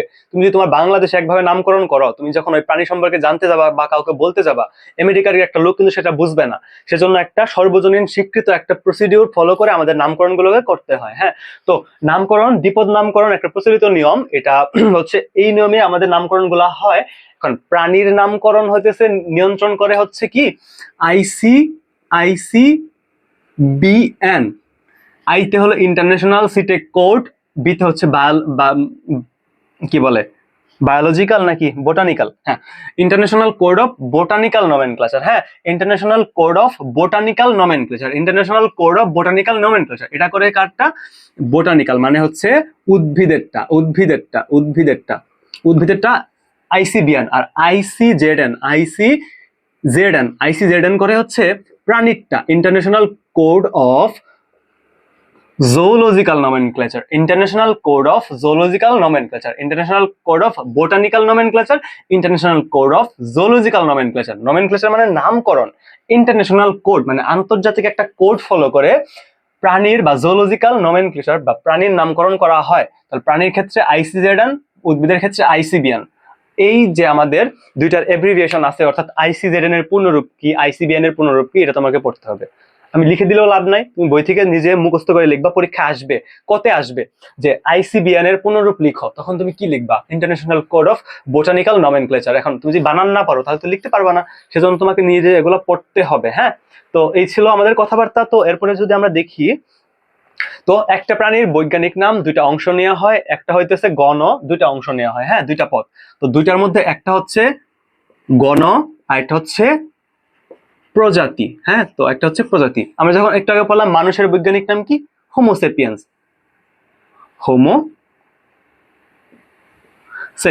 তো হোমোসেপিয়েন্স, হোমো এবং সেপিয়েন্স। তো হোমো কি, হোমো হচ্ছে গণ আর সেপিয়েন্স হচ্ছে প্রজাতি। হ্যাঁ, সেপিয়েন্স হচ্ছে প্রজাতি। তো দুইটা অংশে হয়, এই জন্য এটাকে বলা হয় দ্বিপদ নামকরণ। বুঝতে পারছো? আলুর ক্ষেত্রে কি বলছে, তোমাদের বই লেখা আছে যে সোলানাম টিউবরোজাম। সোলানাম হচ্ছে এখানে কি গণ, আর টিউবরোজাম হচ্ছে প্রজাতি। তো এইভাবে অনেক নামকরণ আছে, যেমন আমের বৈজ্ঞানিক নাম মেঙ্গিফেরা ইন্ডিকা, তারপরে হইতেছে যে কি তেলাপোকার বৈজ্ঞানিক নাম পেরিপ্ল্যানেটা আমেরিকানা, তারপরে হচ্ছে আলুর বৈজ্ঞানিক না কি জানি বলে ওইটারে, হ্যাঁ আলুর বৈজ্ঞানিক নাম হচ্ছে এটা আলুর ছিল নাকি গোলালু। আচ্ছা আচ্ছা হ্যাঁ। তারপরে যদি বলো যে জবার নামকরণ হচ্ছে নয়াম, সরি জবা না তো হচ্ছে এটা কি বলে শাপলার নামকরণ নয়াম ফিয়া নৌচালি। তারপরে কি কি বলে এগুলো অনেক কিছু আছে, যেমন বাঘের নামকরণ হচ্ছে প্যান্থারা টাইগ্রিস, লায়নের নাম হচ্ছে প্যান্থারা লিও। এখানে প্যান্থারা যে আছে সে হচ্ছে গণ, আর লিও হচ্ছে প্রজাতি। এভাবে অনেক কিছু নামকরণ করা যায়। তো এইভাবে আমরা দেখবো। দেখো হচ্ছে আমরা এই জিনিসগুলো দেখলাম যে বেসিক জিনিসপত্র, যে দ্বিপদ নামকরণ আসলে কি, কিভাবে হয়, এগুলো বই রিডিং দিয়েও হয়ে যাবে। হ্যাঁ, তো এখানে বলছে 1753 সালে সুইডিশ বিজ্ঞানী ক্যারোলাস লিনিয়াসের স্পেসিস প্ল্যান্টারাম বই রচনা করেন।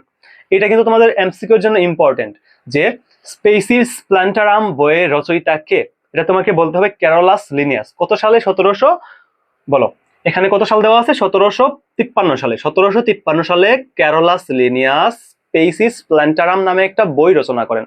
কত সালে? 1753 সালে।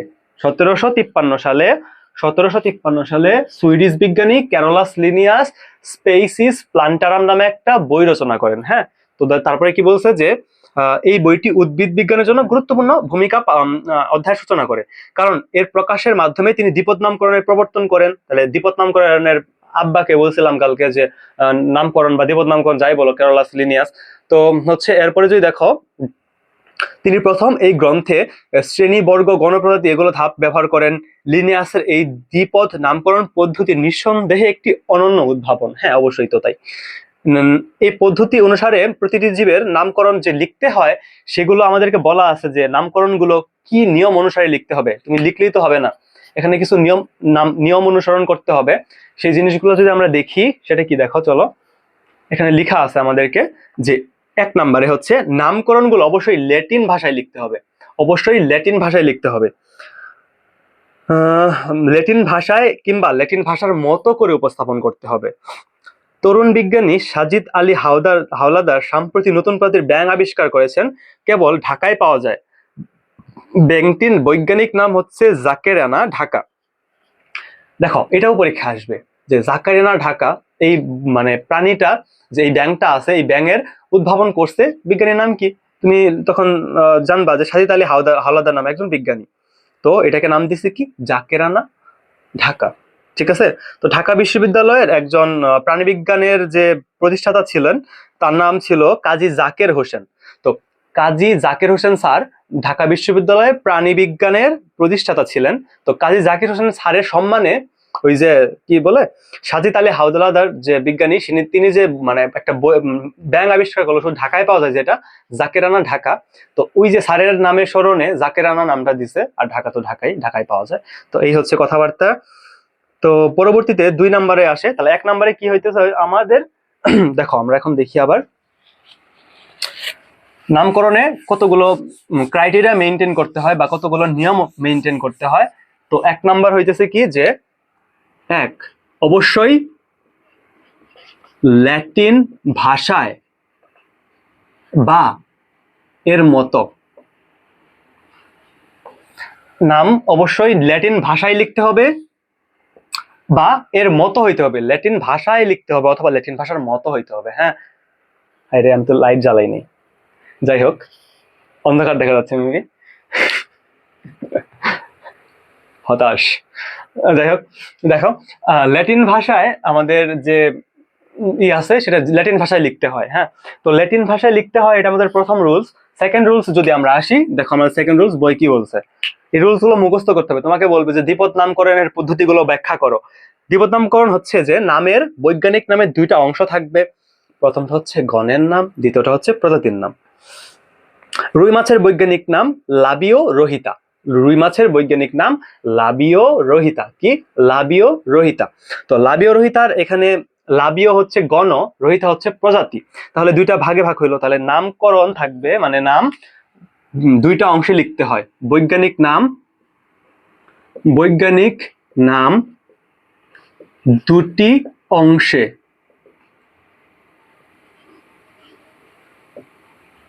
লেখা হয়। তো দেখো দুইটা আমরা কিন্তু পাই গেছি, ল্যাটিন ভাষায় লেখা হয় বা এর মতো করে লেখা হয়। বৈজ্ঞানিক নাম দুটি অংশে লেখা হয়, একটা কি গণ, একটা প্রজাতি। তো এরপরে যদি আসো সেটা হচ্ছে যে 3 নম্বরে বলছে যে জীবজগতে প্রতিটি বৈজ্ঞানিক নাম ইউনিক হতে হয়। মানে ধরো যে সিংহ এবং বাঘ কিন্তু কাছাকাছি দেখতে বা কাছাকাছি প্রজাতির, কিন্তু ওদেরকে হইতেছে যে একটু কিন্তু চেঞ্জ আছে। যেমন সিংহের কে বলে প্যান্থারা লিও, আর কে বলে বাঘকে বলে প্যান্থারা টাইগ্রিস। তো টাইগ্রিস দিছে এটা আলাদা করছে বাঘদেরকে, আর লিও দিছে কারণ এখানে লায়ন বা সিংহদেরকে আলাদা করছে। তাহলে প্রতিটা নাম ইউনিক হতে হবে, অনন্য বা ইউনিক। অনন্য, এটাকে বলা হয় ইউনিক হতে হয়। হ্যাঁ, 3 নম্বর কথা হচ্ছে যে নামগুলো অনন্য বা ইউনিক হতে হয়। তো তারপরে যদি আমরা আসি 4 নম্বরে কি বলছে দেখো, 4 নম্বরে বলছে যে বৈজ্ঞানিক নামের প্রথম অক্ষর বড়, বাকিগুলো ছোট করে লিখতে হয়। দেখো বৈজ্ঞানিক নামের প্রথম অক্ষর, দেখুন আমরা কি লিখছিলাম একটু আগে, যে ধরো আমরা বাঘেরটাই লিখি, হ্যাঁ, প্যান্থারা লিও। দেখো এই ক্ষেত্রে তুমি একটা জিনিস খুঁজে পাচ্ছো, দেখো তো এখানে আমরা পি বড় হাতের, পি কিন্তু বড় হাতের লিখছি, হ্যাঁ, তো বাকি সবগুলো কিন্তু ছোট হাতের। এই ওয়ার্ডে পি বড় হাতের, বাকি সব ছোট হাতের, কিন্তু সেকেন্ড যে ওয়ার্ড প্রজাতির নাম, এখানে এল কিন্তু ছোট হাতেরই দিছি। মানে একটা বৈজ্ঞানিক নামে গণের নামের শুরুর যে লেটারটা আছে সেটা বড় হাতের হবে, বাকি সবগুলো ছোট হাতের হবে। তাহলে প্রথম অক্ষর বড় হাতের, বাকি সব ছোট হাতের। হ্যাঁ, তো প্রথম অক্ষর বড় হাতের, বাকি সব ছোট হাতের। প্রথম অক্ষর বড় হাতের, বাকি সব ছোট হাতের। গণের ক্ষেত্রে এটা, প্রজাতির ক্ষেত্রেও বাকি সবই ছোট হাতের। প্রজাতির ক্ষেত্রে প্রথমটা কিন্তু বড় না, তো এটা তোমাকে মাথায় রাখতে হবে।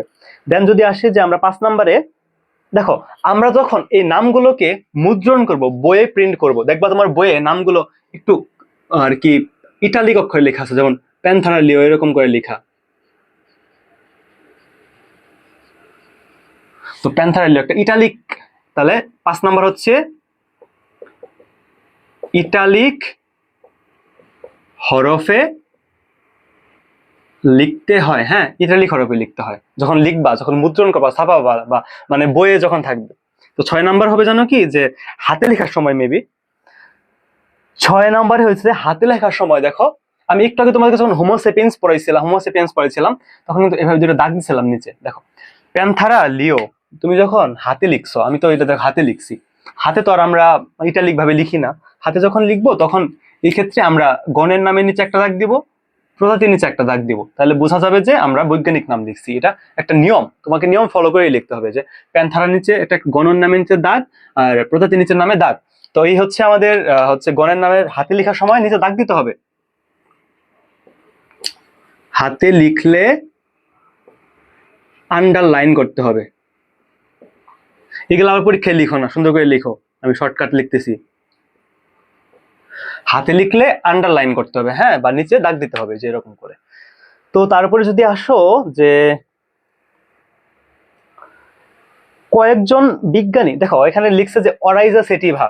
এই যে উদাহরণগুলো দেখো, আমি তোমাকে বলে দিই। এলিয়াম সিপা পেঁয়াজের নাম, প্যান্থারা লিও বাঘের সিংহের নাম, অরাইজা সেটিভা ধান, কাতলা হচ্ছে কাতলা মাছ, অরাইজা সেটিভা কাতলা, ঠিকই আছে। হ্যাঁ, তো দেখো কয়েকজন বিজ্ঞানী যদি মানে এক্ষেত্রে একটা ক্রাইটেরিয়া ফলো করে কি জানো, কয়েকজন বিজ্ঞানী ধরো একটা প্রাণী আবিষ্কার করছে, কয়েকজনের নাম দিছে, কিন্তু ওই যে আমাদের আইসিবিআন বা ICZN এ যে আগে নাম জমা দিবে তার নামটা স্বীকৃত হবে। যেমন তুমিও একটা নামকরণ করছো, আমিও করছি, দুইজনের নামটা আলাদা, কিন্তু আমি যদি তোমার আগে জমা দিয়ে ফেলি তাহলে আমার নামেই এটা মানে লিস্টেড হয়ে যাবে, সবাই আমার নামে চিনবে যে ও আবিষ্কার করছে।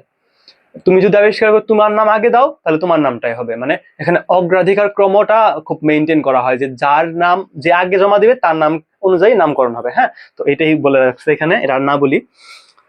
তো তারপরে দেখো যে তারপরে হচ্ছে যে যিনি প্রথম কোন জীবের বিজ্ঞানসম্মত নাম দিবেন। ধরো একটা তুমি প্রাণী আবিষ্কার করলা, আবিষ্কার করে প্রথম নাম দিছো, তার নাম প্রকাশের সাল সহ শেষে সংক্ষেপে যুক্ত করতে হয়।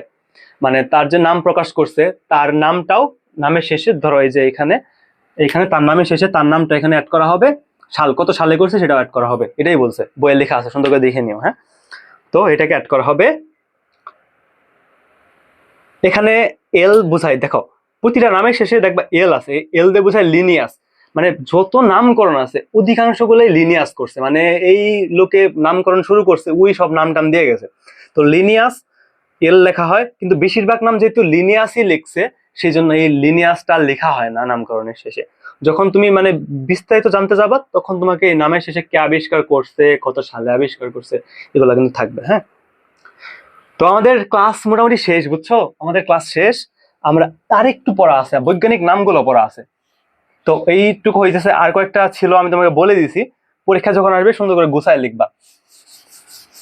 আমাদের এখন কিছু বৈজ্ঞানিক নাম পড়লেই আমাদের এই অধ্যায় শেষ হয়ে যাবে, বুঝছো। কিছু বৈজ্ঞানিক নাম পড়া লাগবে। তোমরা এগুলা কি হবে জানো, আমি যদি তোমাকে না বলে দিই, তুমি বৈজ্ঞানিক নামগুলো উচ্চারণ করতে দাঁত ভাঙা ফেলবা। আমি একবার তোমাকে বলে দিই উচ্চারণগুলা, তাহলে তুমি আর ঝামেলা হবে না। তো বৈজ্ঞানিক নাম,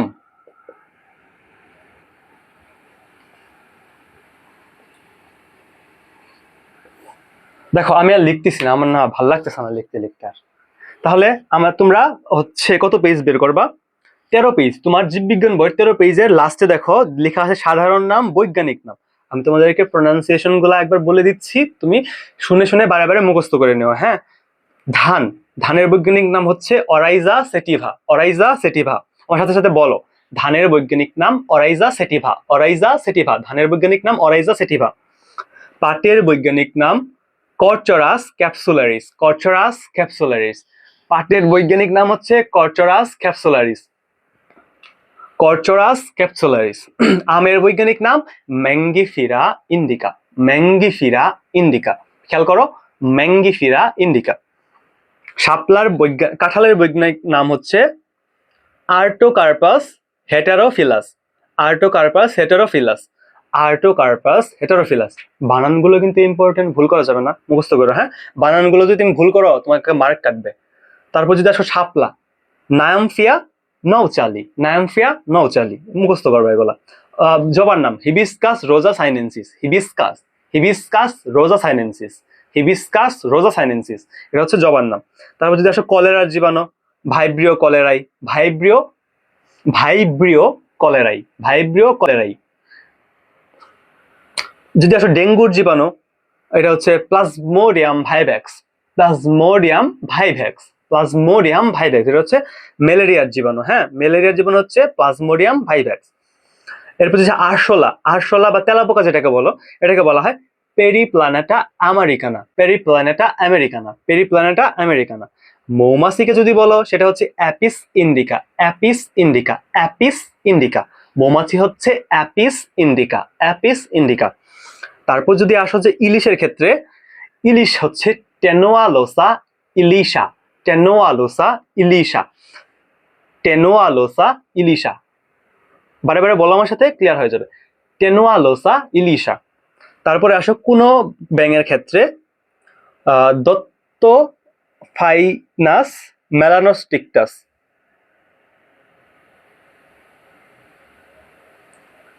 হায় রে কঠিন রে ভাই, দত্ত, DOTT, দত্ত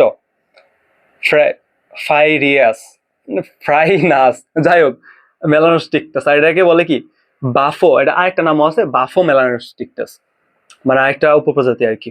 তো দোয়েলের কে বলে কর্চরাস সুলেরিস, দোয়েলকে বলে কর্চরাস সুলেরিস, কর্চরাস সুলেরিস, কর্চরাস সুলেরিস। তারপরে রয়্যাল বেঙ্গল টাইগারকে বলে প্যান্থারা টাইগ্রিস, প্যান্থারা টাইগ্রিস, প্যান্থারা টাইগ্রিস। মানুষকে বলে হোমো স্যাপিয়েন্স, হোমো স্যাপিয়েন্স। আর সিংহকে বলে প্যান্থারা লিও, প্যান্থারা লিও। হ্যাঁ, তো এইগুলো জানলেই হচ্ছে।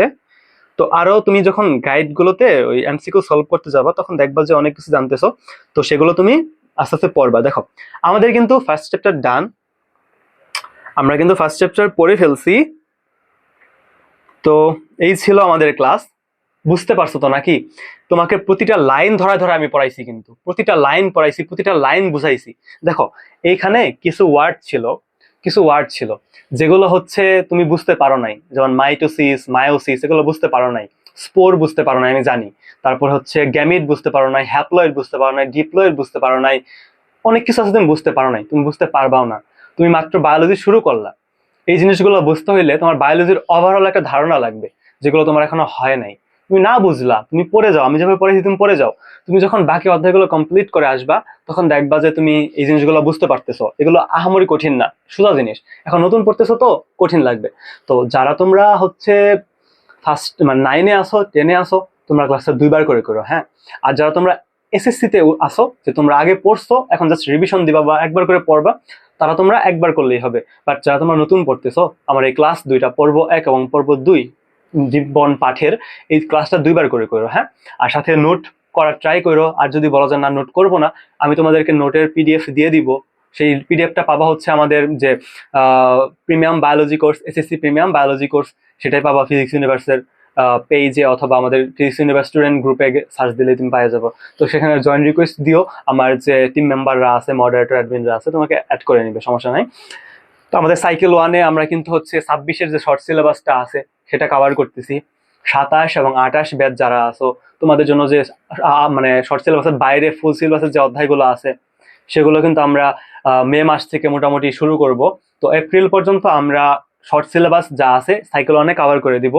সাইকেল 1 তোমাদের জন্য সম্পূর্ণ ফ্রি দিছি। এখন সাইকেল 2-তে ফ্রি দিব না প্রিমিয়াম দিব, তোমাদের উপর ডিপেন্ড করতেছে। তোমরা যদি তোমাদের ফ্রেন্ডদেরকে জানাও, অনেক স্টুডেন্ট হয়, তাহলে আমরা সাইকেল 2-ও তোমাদের কথা অনুযায়ী ফ্রি দিব। আর যদি স্টুডেন্ট সংখ্যা বেশি না হয়, আমরা প্রিমিয়ামও রাখতে পারি। ডিপেন্ড করতেছে তোমাদের উপর। সেটা পরে দেখা যাবে আসলে আমরা প্রিমিয়াম দেই নাকি ফ্রি দেই।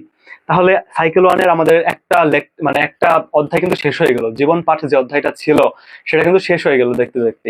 তো অধ্যায়টা মোটামুটি ইজিই ছিল, বাট প্রথম যখন পড়বা তখন তোমার কাছে কঠিন লাগবে। তো আশা করছি কঠিন লাগবে না, যেমনি পড়াইছি সব ভাঙ্গা ভাঙ্গা পড়াইছি। তুমি নিজে বাসায় রিডিং দিও 2-3বার করে। তারপরে আমরা যে তোমাকে ইগুলা দিছি, নোটগুলা দিব, সেগুলো পড়ো, নিজে বারে বারে লিখো। এই বৈজ্ঞানিক নামগুলো মনে থাকবে না, অনেক কঠিন। এগুলো দেখবা যে প্রথমে পারতেছো না, পারা লাগবেও না। আস্তে আস্তে পড়তে পড়তে তুমি যখন 9 বা 10-এ উঠে যাবা বা এসএসসি দিবা, তখন দেখবা যে সবই পারতেছো। বৈজ্ঞানিক নামগুলো বারে বারে লিখবা খাতার ভিতরে, বারে বারে বলবা, হাঁটতে হাঁটতে বলবা, শুতে শুতে বলবা। ট্রাই করো, বারে বারে পড়ো। আর এই চ্যাপ্টারের উপর আমরা মাস্টার সিকিউ নিয়েছিলাম একটা, সেই মাস্টার সিকিউ 1 আমার ইউটিউব চ্যানেলে পেজে পাওয়া যাবে। ওইটা দেখে নিও যে কি টাইপের কোশ্চেন আসে সিকিউ। ওইটা একটা পড়লেই হয়ে যাবে। আরেকটা সিকিউ দিব আমরা, সেটা পড়লেও হয়ে যাবে। তো কথা হচ্ছে যে আমাদের ফার্স্ট চ্যাপ্টার কিন্তু ডান হয়ে গেল। তো যারা এখনো কোর্সটাতে এনরোল করো নাই, আমার ক্লাস তো দেখলাম আমি কিভাবে ভেঙে ভেঙে পড়াই তোমাদেরকে। যদি ভালো লাগে পড়া, তোমরা আমাদের কোর্সটাতে এনরোল করতেই পারো, ফ্রি এনরোল চলতেছে। আমরা এই ভিডিওর ডেসক্রিপশনেও দিয়ে দিব। আর তোমরা যারা ইউটিউব থেকে দেখতেছো তারা চ্যানেলটাকে সাবস্ক্রাইব করে দিও। যারা পেজ থেকে দেখতেছো আমাদের ফিজিক্স ইউনিভার্সকে ফলো করে দিও। তোমাদের জন্য কেমিস্ট্রি, ফিজিক্সের কোর্সও কিন্তু আসবে, এসএসসি 27-28 যারা সামনে আসো। তো এটা সবাই করতে পারবা, এসএসসি 9-10 এসএসসি যারা আসো সবাই করতে পারবা। তো এই ছিল আমাদের ক্লাস, আশা খুশি বুঝতে পারছো।